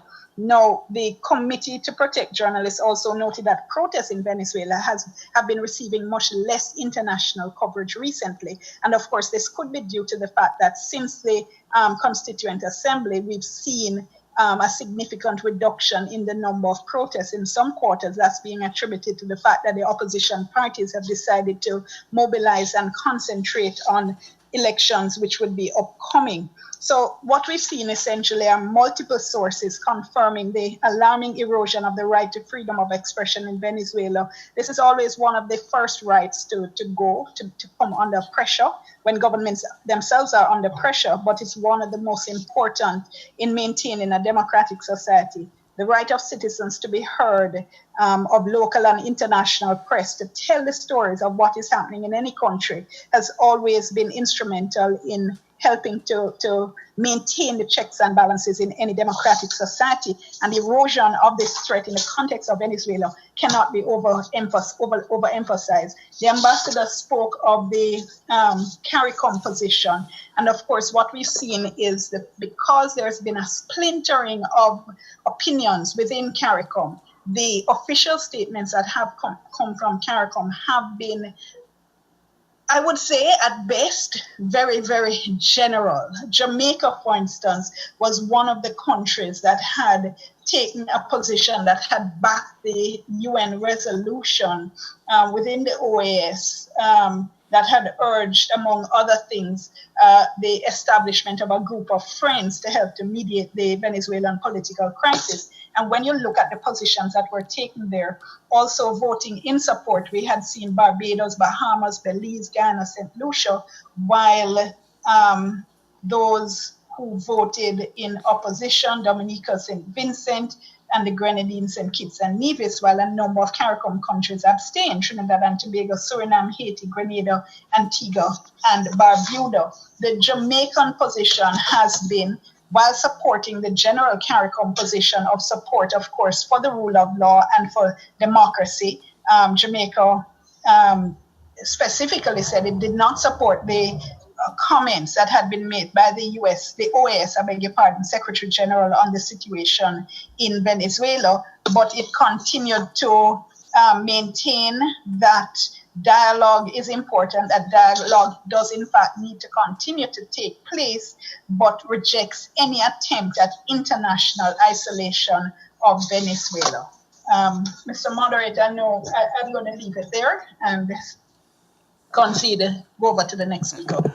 Okay, thanks very much. Again, I didn't have to get involved. That doesn't mean that the next speaker will have extra time, Mark, so bear that in mind. So we go over to the very familiar face of Mark Curtin, whom we know so well on this campus. Mark. Well, thank you very much. And it is a pleasure indeed to reconnect. Basically, the complexity of the situation is one in which Guyana must express some of its concern. Indeed, to put it in context, when I was asked to look at a Guyana perspective, I think one has to look at what are the major elements that have emerged. But before that, to understand that, first of all, Guyana is the only CARICOM state with a land border with Venezuela. Guyana is deeply embroiled in a controversy. Venezuela's spurious claim to 2/3 of Guyana's territory and the saber rattling which is taking place over the last 50 years is also, I think, something of concern. One has to also recognize that Guyana, like Venezuela, is a member of the Organization of American States. It's a member of CELAC, the Community of Latin American Caribbean States. Both are members of UNASUR, the Union of South American Nations, and the Association of Caribbean States. So here you have, indeed, a wide variety of fora in which Guyana and Venezuela are engaged. I think also what is important when you look at it from a Guyana perspective is the need for some form of stability in Venezuelan governance, especially in the context of that claim and the need for it to be kind of developed and moderated and settled in a very stable environment and in the context of international law and practice. What further, I think, creates the complexity or develops a level of complexity in a particular situation is the fact that in CARICOM, there are 6 members of CARICOM, mostly from the OECS, who have continued membership of the ALBA. And therefore that splinters, as one of our colleagues suggested, that kind of presents a fracturing of the positions in CARICOM. And it is interesting to note that quite recently, when we talk about migration and possibilities of movement of displaced Venezuelans, newspaper reports in Guyana are indicating that more Venezuelans have come over to Region 1, which is the closest region, the Barima-Waini region of Guyana, coming over for treatment for malaria and other diseases. That a recent report indicated in the newspapers that Venezuelan soldiers came over to Guyana in that region in search of food. And so we see that type of movement, increasing numbers of Guyanese who lived in Venezuela are returning. And so I think that too develops or helps to exacerbate the complexity of the situation. One, however, has to look back at some of the issues which have emerged. In 2015, President Maduro threatened with, some kind of political opposition. And when the opposition won the parliamentary elections, there were challenges from the legislative arm, there were civil society issues, there were protest actions, food and basic needs crisis. And all this led to what one suggests has been a crisis situation. Now, some might argue that the humanitarian crisis has been manufactured for regime change, but one can see from the movement of people, from the lack of access to basic services, that the Venezuelan people are suffering and have indeed had a significant, that situation has had a significant impact on their quality of life, which would mean that that kind of movement of people away from Venezuela, that push factor, could very well have an impact on the services, education, health, etc., in small states like Guyana and Trinidad and the region. We have noted that there have been attempts at regional responses. UNASUR, of which Guyana and Suriname are members, have joined forces with other parties and attempted to facilitate dialogue among the major stakeholders in Venezuela. An international mediation group, including UNASUR, the Vatican and former presidents of the Dominican Republic and Panama and Spain, have attempted to intervene for reasoned dialogue to emerge. One could say, though, that those have not been as successful as was thought, or could have been. But one has to look at it also in the context of the region's continued support for development cooperation with Venezuela. Some countries, as I mentioned, ALBA, many have been recipients of PetroCaribe. Guyana was until 2015, when Venezuela put an end to rice exports in the midst of border tensions. But one could see that Guyana has moved as part of CARICOM to develop a policy consensus position, which is elusive. But I believe that Guyana's position is based on the view that there must be peaceful democratic outcomes and that the welfare of the Venezuelan people must be seen as the most critical component to be identified and resolved. I also am of the view that CARICOM must monitor very closely the situation as it unfolds. Even though there's been some levels of fragmentation in the opposition. One might even call it protest fatigue. We see a lack of a unified regional position. We've seen also that Guyana is arguing that it stands to assist the people of the neighboring states, but is not taking sides in the issue. And I think that is meant to very clearly articulate a position that there must be meaningful dialogue, and that the outcome must be as a result of the internal positions taken, an internal resolution, rather than any interference externally. We've noted that Guyana's NGOs and private sector, both in 2016 and recently, have had meetings to consider what to do about the deteriorating conditions in Venezuela.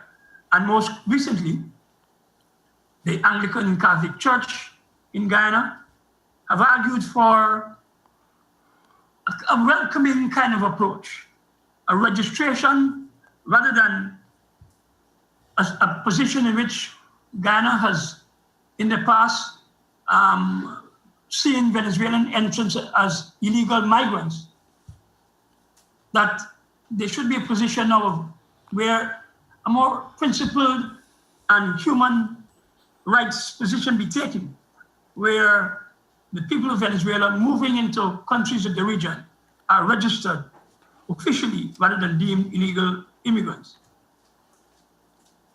I would therefore argue, in conclusion, that CARICOM and countries like Guyana must have a strong and unified position in ensuring, first of all, that the people of Venezuela no longer the crisis is de-escalated, and that there is a more fundamental approach where we can have a unified CARICOM position, having studied the internal crises and the situation internally in Venezuela, and that CARICOM, I think, must come up with a unified position, even though some of the membership is still Arab-oriented. In conclusion, I want to suggest that Guyana has continued to ensure that its position is clear on the issue. It stands with the people of Venezuela. It is taking no sides, and it wants to be part of a CARICOM-wide solution. Thanks. Thank you very much, Mark. We move now directly to the last panelist on this panel, Ambassador Andreas Wickham, who is the Ambassador of St. Vincent and the Grenadines to Venezuela. Ambassador Wickham, the floor is yours. Good afternoon to the organizers, other panelists and participants. First of all, let me express my appreciation to the U.W.I Institute of International Relations for the opportunity to present the perspectives of St. Vincent and the Grenadines relative to the developments in Venezuela, which have captured the headlines over the past year. Allow me to preface my presentation by affirming that Venezuela is a Caribbean country, though situated on the continent of South America. The Venezuelan state of Nueva Esparta is a grouping of islands, including Margarita, situated in the Caribbean Sea, and the country has more than 900 kilometers of coastline washed by the Caribbean Sea. Venezuela is therefore a southern neighbor, a stone throw away from Trinidad and Tobago, and sharing a common terrestrial border with Guyana. Given that geographical proximity, therefore, one can conclude that any instability and any prolonged crisis in Venezuela will of necessity be of concern to us in St. Vincent and the Grenadines. We have a vested interest in promoting peace and stability in Venezuela, not only for the obvious reasons of trade and economic relations, but also for another variable which often escapes attention, and other speakers have mentioned it, that is migration. Just imagine for one moment, a worst-case scenario of a large-scale conflict akin to civil war in a country so close to our doorsteps, and imagine the displacement and the forced migration to the Caribbean of persons fleeing conflict and the effects that this flow could have on our small resource-strapped countries. This hypothetical scenario is thrown into the mix only to highlight why we should be concerned and to reinforce the need for us in the region to assist in the process of finding lasting solutions to the situation in Venezuela. Before I turn to the present in Venezuela, however, it is important for us to have a clear understanding of some antecedents in the political economy of Venezuela and of the wider region. We must of necessity go back in order to get an appreciation of what is taking place today. Venezuela has had a history of periods of instability in its more than 200 years of independence. However, to contextualize the current environment, we need not to look further back than the coup which took place in 2002, when the duly elected leader, President Hugo Chavez, was deposed with the support of external actors, I must add, albeit for a brief 48-hour period. He was promptly reinstated to his constitutional position by the popular masses. The coup was a response to a new political discourse which Hugo Chavez attempted to charter, having won the presidency in 1998. Chavez set about to construct an alternative societal and economic model which was diametrically opposed to the neoliberal model to which many of our countries were obliged to adhere, much to the detriment of sections of our population, principally the poor and dispossessed. It was a model which was both national and regional in its dimensions, rooted in the thinking of and philosophy of Simon Bolivar, with his ideas for a single integrated Latin American political and economic space and a single Latin American nation. The concept was and is today an integration model based on economic complementarity, resource sharing, respect for sovereignty, and geared towards consolidating the independence of Latin America without the dictates of external powers. The experiment by Chavez occasioned a massive social upliftment of hundreds of thousands, indeed millions of dispossessed Venezuelans. Those living in remote areas for the first time ever receiving medical attention, gaining access to primary schools, free university education, access to decent housing. These are basic human rights that are often so ignored. It was a period that witnessed the creation of ALBA, and it witnessed the creation of the Petro-Carib Agreement, and most importantly, the CELAC was born. These regional and hemispheric institutional developments, along with the election to office,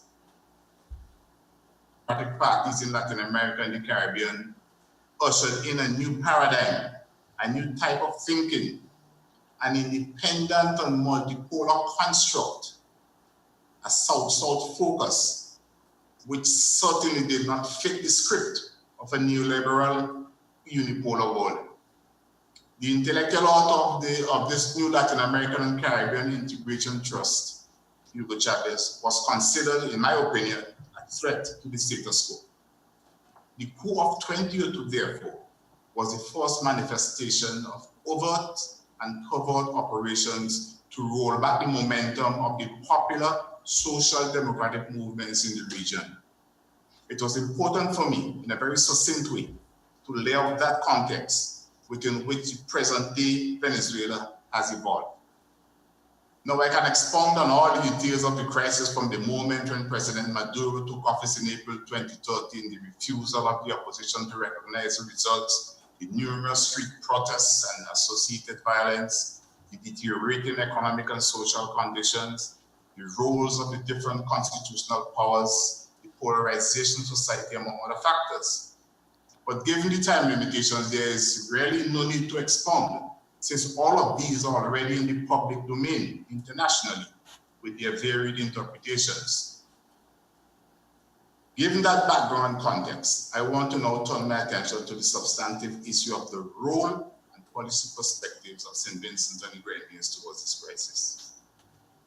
In mid-2016, when the OAS Secretary General launched his crusade to invoke the OAS Democratic Charter on Venezuela for an alleged rupture in the democratic process in that country, St. Vincent and the Grenadines, through a letter from the Prime Minister, Dr. Ralph Gonzalez, to Secretary General Mr. Luis Almagro, made his position unambiguously clear when the Prime Minister pointed out to the Secretary General that the OAS should, and I quote, adopt a posture to engender peace, democracy, and the defense of sovereignty rather than fan the flames, unquote.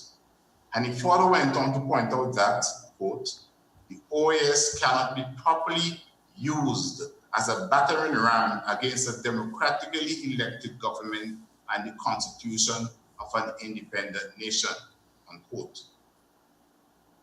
Since that initial contact, St. Vincent and the Grenadines has always maintained a very principled stance at the OAS, at CARICOM, at CELAC, and in other regional and international fora where the Venezuela issue is discussed. External pressure, there has been a lot of that, but St. Vincent and the Grenadines has never wavered in its stance because it is deeply rooted in principles. We have consistently called for non-interference and non-intervention, militarily and otherwise, in the internal affairs of a sovereign, independent state, and have always maintained that the resolution of the crisis and the future of Venezuela can only be decided by the people of Venezuela through dialogue, compromise, and reconciliation, with the help of those external actors agreed to and invited by the contending sides. There leaves no doubt that the position of St. Vincent and the Grenadines is a principled one, firmly based in international law and in the guiding principles of the United Nations Charter, as well as those of the very same charter of the OAS, which some now seek to manipulate and violate for what I consider narrow self-serving interests. St. Vincent and the Grenadines has offered to assist in the process of dialogue, even recommended a neutral venue in the Eastern Caribbean in which to hold the talks. We made that call during the extraordinary meeting of the Foreign Affairs Ministers of CELAC in El Salvador in May of this year. The offer was taken up by the government of Venezuela, and a 5-country team consisting of Uruguay, Nicaragua, Dominican Republic, El Salvador, and St. Vincent and the Grenadines was appointed to explore the options for dialogue. St. Vincent and the Grenadines was instrumental in urging its CARICOM partners to join the process and assist Venezuela in these challenging times in the interest of peace and stability in the region. The CARICOM Good Offices offer emerged from that initiative. Of course, individual CARICOM countries are at variance as to the methods and the channels for achieving the desired stability and peace in Venezuela, but all bar none want to achieve the same objective, a peace in Venezuela where the rule of law, adherence to tried and tested democratic values, and respect for human rights are held aloft. The goal, however, can only be accomplished if there's a genuine willingness by all parties concerned to participate in a wholesome dialogue in the interest of the Venezuelan people. Ladies and gentlemen, herein lies the essence of what has been the response of St. Vincent and the Grenadines to the Venezuelan situation. A very sober, balanced, and impartial response centered on peaceful dialogue and compromise as the only sensible and pragmatic approach in resolving this situation. I thank you. Thank you very much, Ambassador Wickham. We have now heard all 4 panelists. I am sure you'll agree that they were sterling presentations. We are now inviting members of the audience, first of all, those present here, to pose questions. One, I'm taking them in batches of 3 inside and 2 outside. Here's the young lady on that side, and you say to her, and then third. Oh, sorry, next time you'll come first, okay? All right, and maybe have 2 from outside.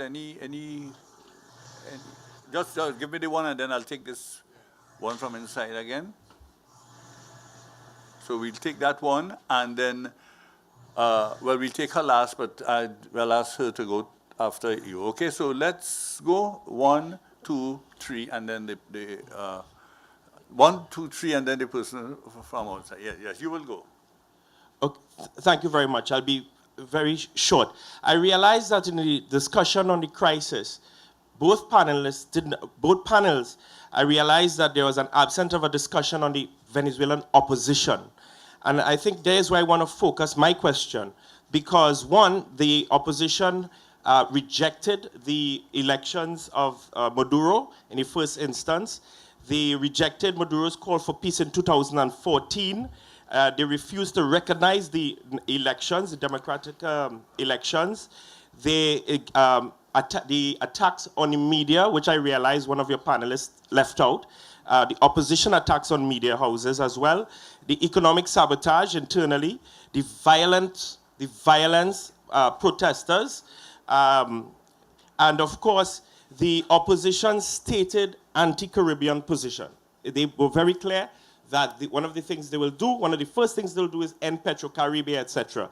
I would like to say, contrary to one of the panelists from the first panel, where we, for instance, do not agree that the Maduro's administration is a threat, a national threat, but rather we see the opposition as a threat to national security. And I would ask the panelists here, this is my question, in light of these facts, would we also suggest that the Venezuelan opposition is a regional threat? Okay, thanks very much, young lady. No, but no, she's going to go third. Give it to her.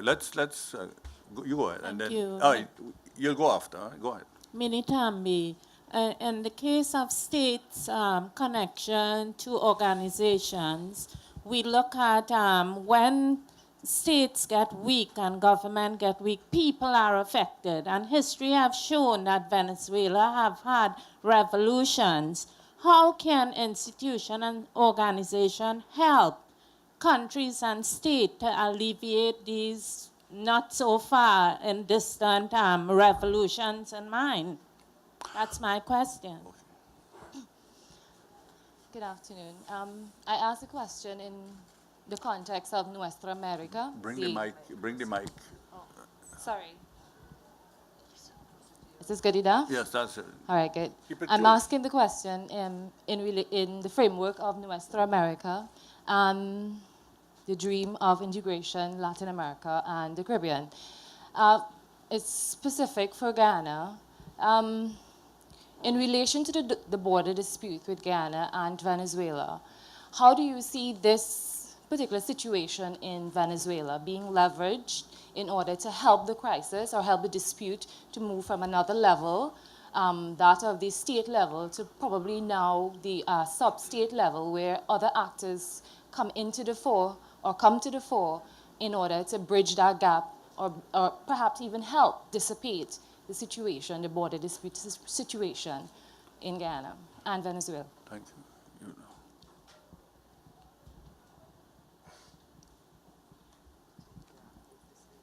Yes, she's coming.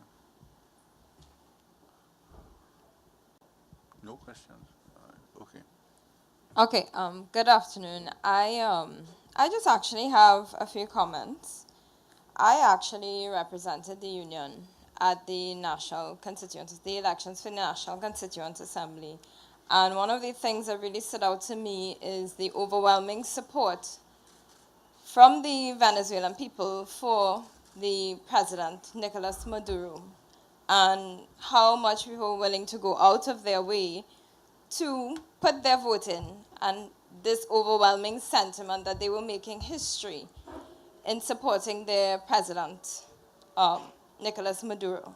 Now, I think everybody's aware of the union's position with regards to national sovereignty, and I find it very important that the general public, the international public, they need to be mindful of what the people of Venezuela want for what happens within their own borders.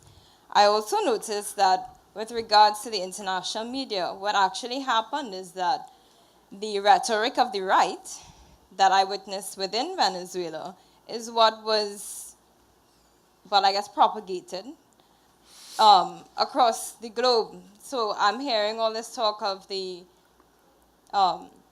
the manipulation of what's happening within the borders of Venezuela. But what actually went outside is not at all what I think President Maduro would have wanted to be on everyone's lips, because that was the rhetoric that was adopted by the public at large. And that's not at all what I witnessed. So I think that that's something that we need to be mindful of when analyzing the situation, how critical it is for the people to determine their own system of governance, as well as the danger that the entire public just adopts the rhetoric of one side of things as opposed to looking at things holistically and, respecting what the people themselves want. Thank you very much. We don't have a question from the outside, apparently. So we will ask the panelists, and I'm going to ask in the order. Mark, you specifically mentioned, so you're going to answer that one for sure on Guyana, but I'm going to ask Colin to respond, and then Mrs. Diane Jackson-Miller, and then you, Mark, and then finally the ambassador. Colin? If ever you're not hearing the question, you should make it known to us. Eh? Can you hear me? Yes, we are hearing you. No, I think most of the questions apparently are for the other panelists. But I'll make some comments on some of the points made by panelists. Professor Curtin spoke about the need for CARICOM to monitor closely what is taking place in Venezuela. It's something that we've been doing, and I need here to underline the important role played by CARICOM ambassadors in Caracas.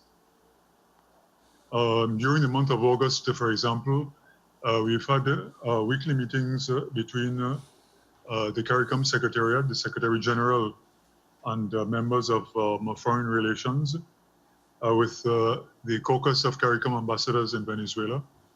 And Ambassador Wickham can perhaps say much more about that than me. But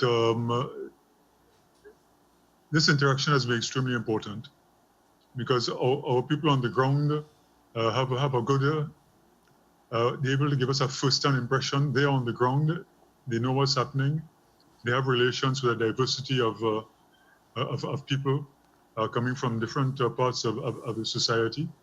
And this has been extremely important for us to get a better sense as to what is taking place in Venezuela. The point has been made by, I think, one of the last questions raised from the floor about the prominence of Western media. Yes, that's what we are fed, but I think in today's world, if you're willing to make the time, it's possible to get other points of view. And it's something that we have done. We try to get away from just one approach to what is taking place in Venezuela, and to try and get as wide as possible a diversity of views with regard to developments there. The point was made also that CARICOM needs to have a strong and a unified position. It's something that we've been trying to do. It hasn't always been possible. Yes, there have been divisions. I made mention of some examples, but I think that all in all, despite the differences of opinion within the grouping, that CARICOM has been able to keep to quite an extent a coherent position with regard to Venezuela. The point that weak states affect their people, yes, that's extremely important. And the point has been made by several of the panelists that what is most important to what is taking place in Venezuela is the situation of the people of Venezuela. And this is a point that has been made over and over by CARICOM heads of government and CARICOM foreign minister. If we say that if we believe that there needs to be an internal solution, we believe that the people of Venezuela, through their representatives on both sides or on all sides, because the point was made that on the government side there are divisions, on the opposition side there are divisions, but the representatives of all the sides need to come together to sit down and to come up with a solution. a solution cannot be imposed from the outside. That type of solutions never last, as we have seen in the past. I'll stop there for the time being, Chair. Thanks very much, Colin. We go directly to Mrs. Diane Jackson-Miller. I think a point was raised directly to you about the role of the media in all of this, and I don't know if you want to respond to that as well as to any other concerns that were raised.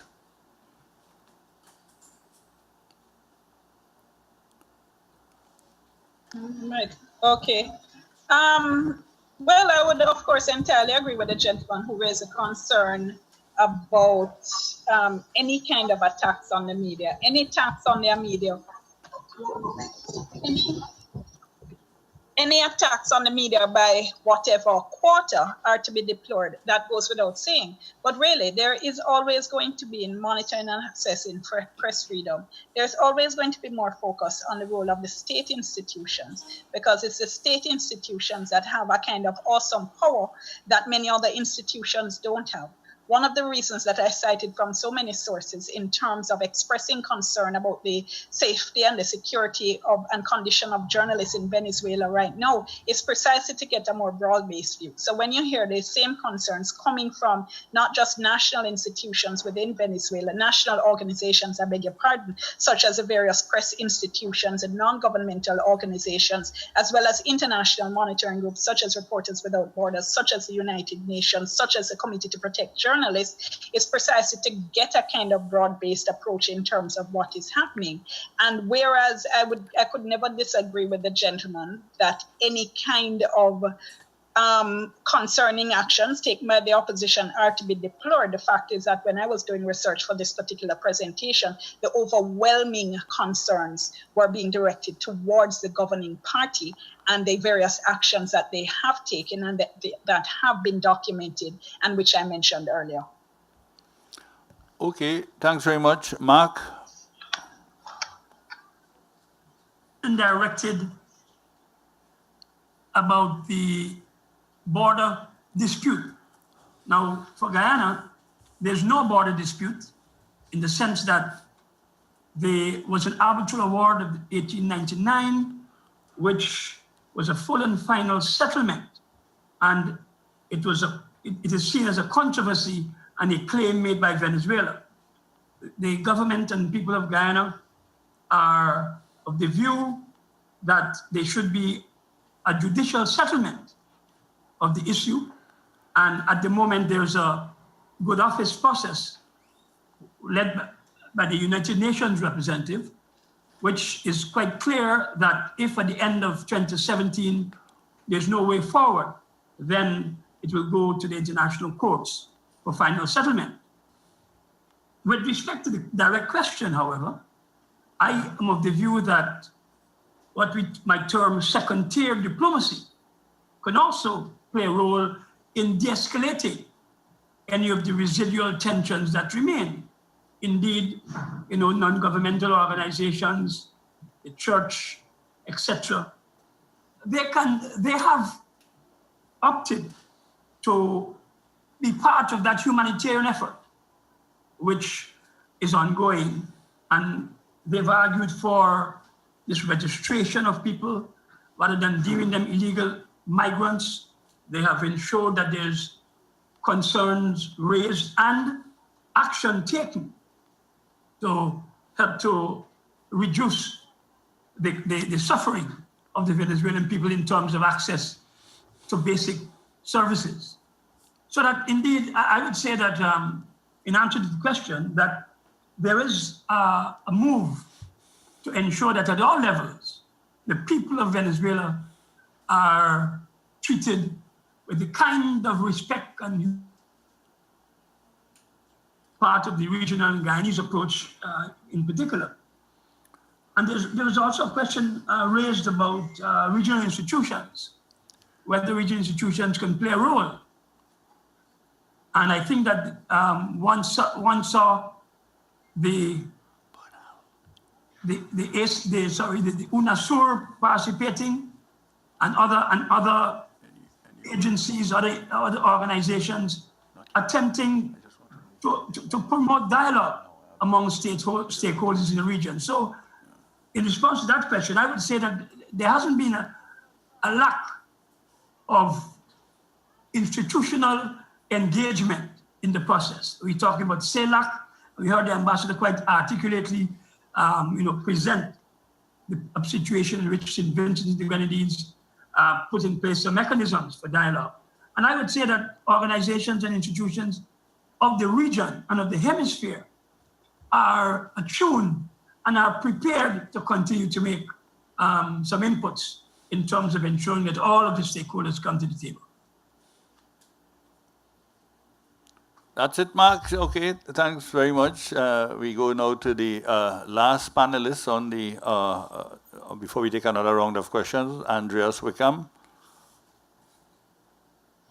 Thank you. I just wanted to comment briefly on a couple of points. The first participant who asked a question about the role of the opposition, he made some very valid points, very, very important.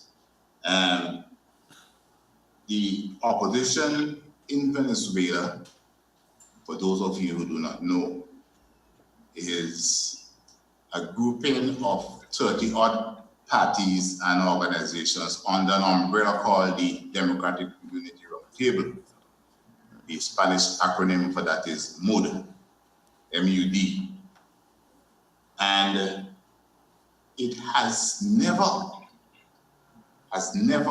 recognized the results of elections that take place, referenda elections, except for one, which was held in December 2015, the legislative elections, which they won handsomely.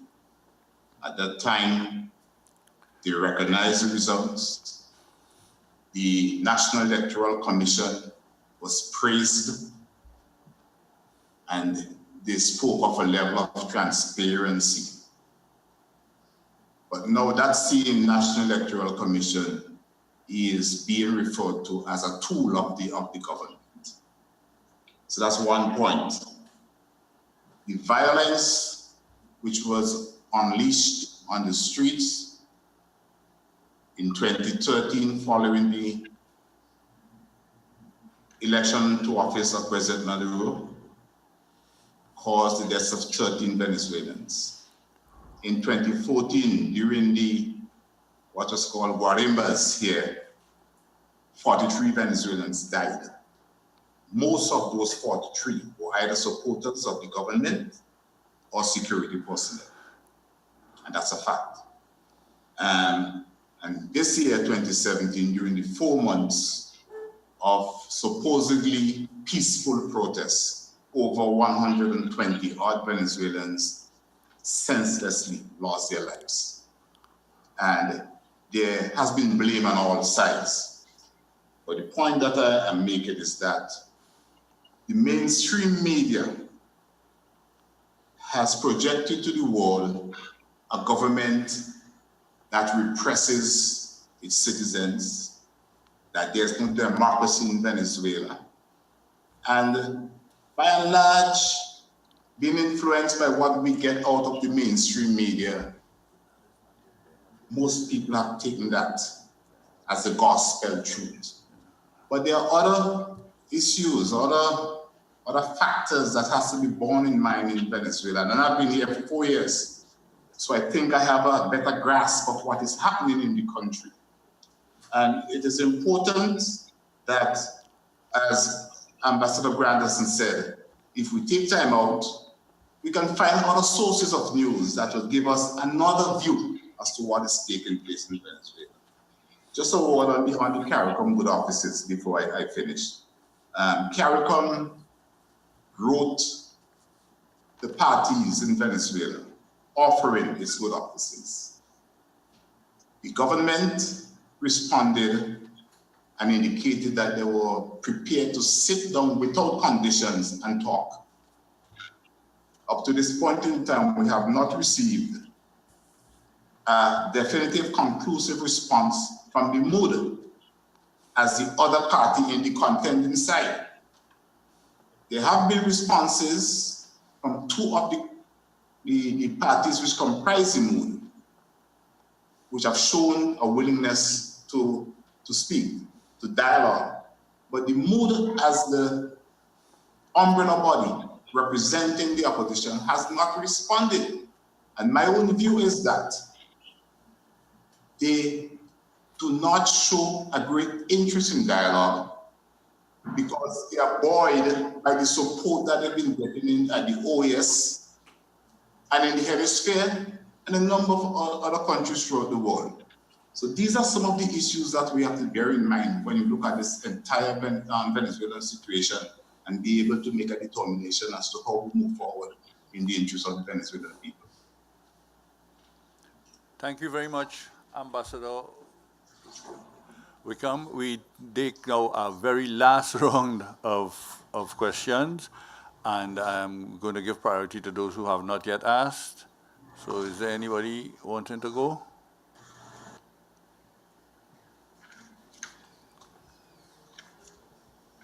There's no one. The journalist, yes, and then I see a young lady, yes, so that's two. We leave this space open for two more, just in case, but let's go with those two first. Yeah, the point that Ambassador Granderson made, that an external solution wouldn't last, an external solution wouldn't work anyway.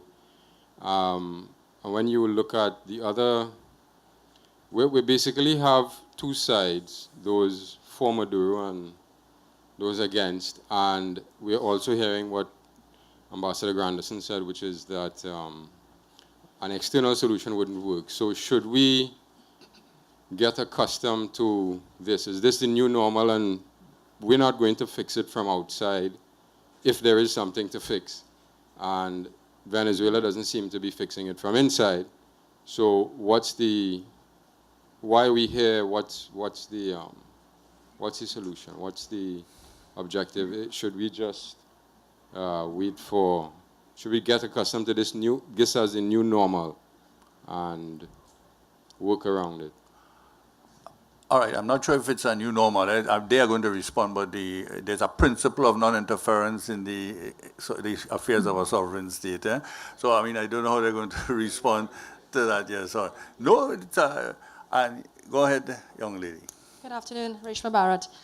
We spoke a lot about the crisis in Venezuela this morning into the afternoon.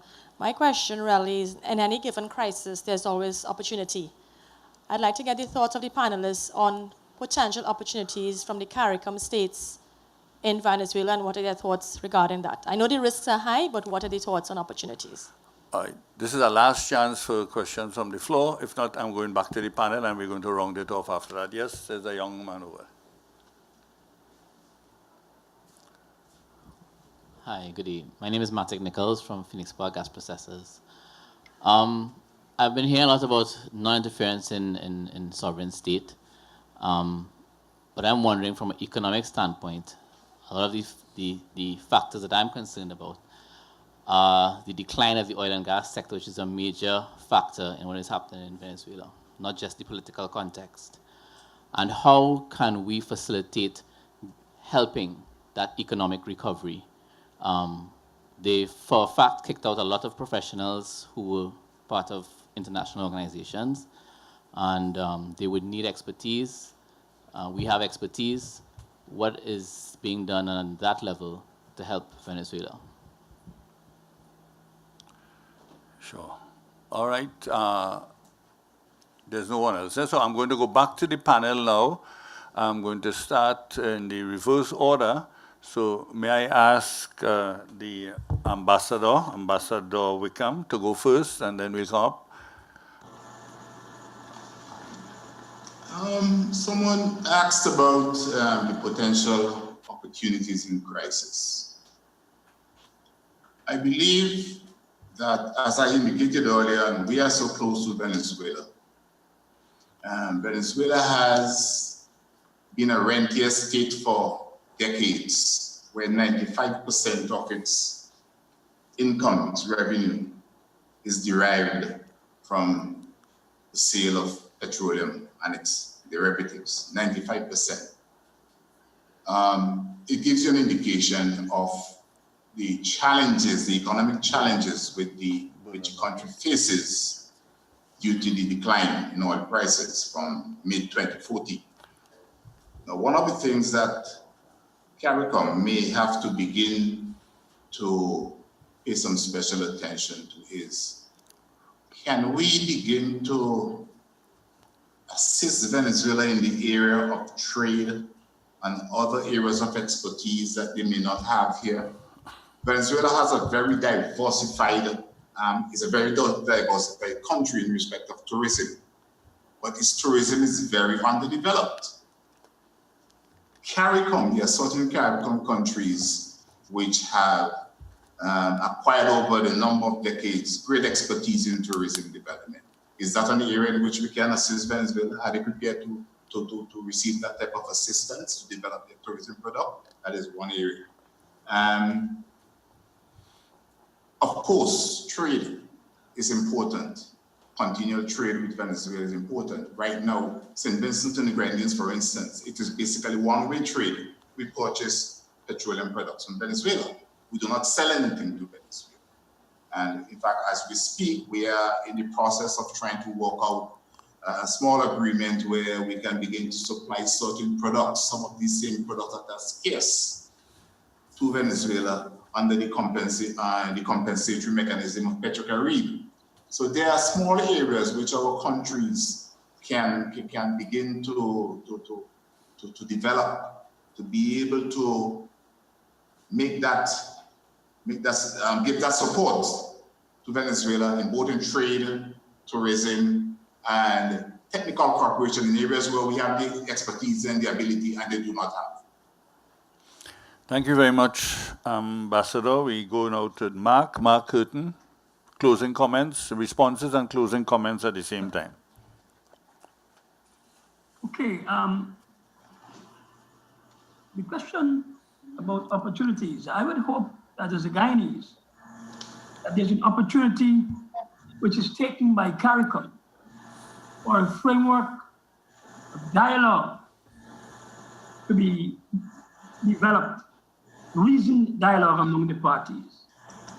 You know, as a small state which for over 50 years has been bombarded by aggression from Venezuela, I think it is time that a settlement to this controversy not be left to, or it shouldn't be left to fester.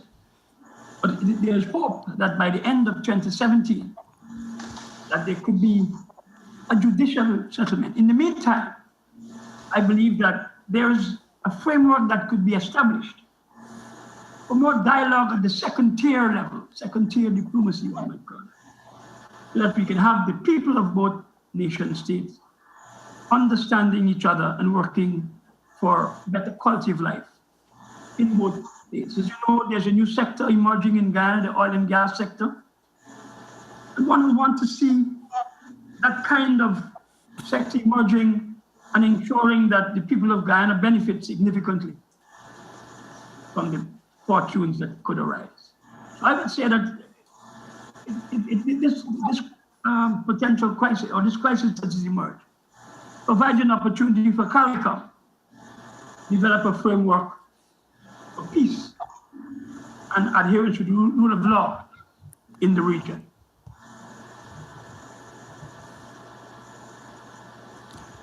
Okay, thank you very much, Dr. Mark Curtin. We go now to Mrs. Diane Jackson-Miller for your closing comments and your response to the comments that were just made. I think the importance of CARICOM is always underscored in these types of situations. I've been listening with great interest to the comments made by the minister from St. Vincent and the Grenadines. And I do think, without necessarily taking a position one way or the other, I do think it's a pity that so far CARICOM hasn't been able to come to a more united position, because I think that it holds so much more sway in the international corridors. At the same time, I think it's encouraging that there has been a compromise at this point. However, I think I mentioned the word general a little bit earlier, and on radio I've used the word weak in some quarters. We would like to, I think it would be important for us to see a stronger, more cohesive position. And for those who continue to question CARICOM in terms of its efficacy as well as its continued relevance, I think the Venezuelan situation is one of the those very important institutions and situations. We're kind of at a juncture here where CARICOM's strength is going to be very, very critical. Thank you very, very much, Mrs. Jackson-Miller. And now, finally, Ambassador Colin Grandison. Thank you. Very good questions here, like the earlier ones. I made the point that if a solution is imposed, it means that you will not have dealt with the roots of the initial problem. You will not have dealt with the factors that led to the crisis. Whereas if there's dialogue involving the persons of the country, as I said before, that the solutions through dialogue will have to address the roots of the problem, the roots of the crisis, and therefore the solution tends to last far longer. I think if one looks at the literature on conflict resolution, you will see this has been the case in the majority of examples. Imposed from the outside, yes, you have you get a form of peace. The peace has to be policed by external powers, and down the road, the problems will flare up again. So the roots have to be addressed. With regard to political opportunities for CARICOM arising from the crisis, there's a very important one. CARICOM's energy, the majority of member states of CARICOM, the energy comes from fossil fuels. Hence the importance of Petro-Caribe, especially during the post-2008 global economic and financial crisis. What has been taking place over the past few years is that CARICOM has been paying far more attention to renewable energy and the sources of alternative energy. We've been given technical assistance from a number of external partners. The Germans, for example, have played a very important role. A lot of work has been done also with the assistance of the French with regard to thermal energy in places like Dominica, Nevis. Alternative energy also, in the latter years of the Obama administration, the US government started paying far more attention to renewable energy. And clearly, this was a reaction, I would imagine, to the fact that the influence of Venezuela had been strengthened because of our emphasis, emphasis on fossil fuel, and therefore the strong influence of Petro-Caribe. So this is but one example, I think, of opportunities that come from, how shall I put it, that we have to focus on our own weaknesses, and we need to see what we can do to be able to address those weaknesses and to find ourselves in a position where we're not beholden to any one source or any number of sources for us to make our way in the world. With regard to how can we help the economic recovery of Venezuela, it's quite clear that unless there is a solution to the present crisis, that it will be extremely difficult for the economy of Venezuela to recover. Venezuela needs peace, they need stability, they need to get away from the disruptions, they need to get away from the amount of damage that has taken place, not only to human capital, because there's been a huge outflow of technical persons from Venezuela. If the country is to recover, it needs peace, it needs dialogue, it needs a solution to the crisis. It needs, therefore, to be able to bring together its is people who are dispersed to the four winds to be able to come back home and to be able to function in a stabilized situation. Chair, once again, thanks very much for this opportunity. Thanks again to the Institute of International Relations for bringing the panelists together, and also for the audience for the questions that they have that they themselves have raised, and also helping us to focus on other aspects of the problem that perhaps we had not looked at in greater depth. Thank you very much. Thank you very much, Ambassador Grandison. And may I have a round of applause for all the panelists? I will follow up on Colin's closing comments because I now want to thank all the members of both panels for coming with us. These are very, very busy people to come and sit with us for the last 2 hours, 2.5, 3 hours. Yes, it's quite a bit of a task. I was trying to cost it while they were speaking, and I could not calculate such big figures. So I decided not to do it. So I want to thank every one of you on the panels, both panels, for coming and spending this time with us. And I'm sure that we are all much more enlightened because of what you had to say. I want to thank, although he was not able to make it, PVC Richard Bernal and his office, because they helped us a lot in putting together the panels and identifying some of the people and encouraging some of the people to take part. And we are very, very grateful for that intervention. We want to thank Mrs. Rhonda Jaipal Ogaro and her staff at Marketing and Communications for their support, without which a lot of this would not have been known to many of the outside world. We want to thank the personnel of U.W.I TV who are present with us, and of the campus IT services for helping us putting the technical items together and making it flow very, very fluidly. In fact, I am very much very much impressed by the way the things went. I've never seen technology work so well in an environment like this. In fact, I had a fear that it would make us lose time. If anything, we have made up on the time. The technology was not at all a keep back, as very often happens in events like this one.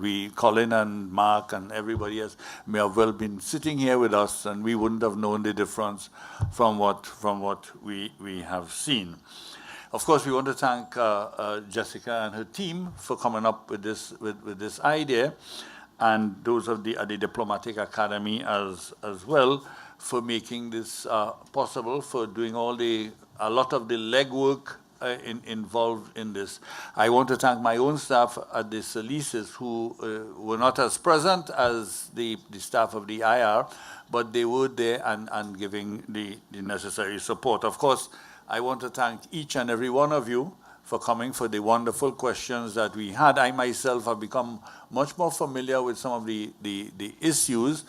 I must say that in the town where I live in Chaguanas, I'm seeing a lot of Venezuelans, and well, I'm assuming because the language is Spanish, they could be from other parts of the continent or even from some of the islands in the Caribbean, and I'm not so good at Spanish as to recognize accents. I myself am not aware that they have asked for refugee status or anything like that, but it's good to know that the numbers are being counted and we know what is going on.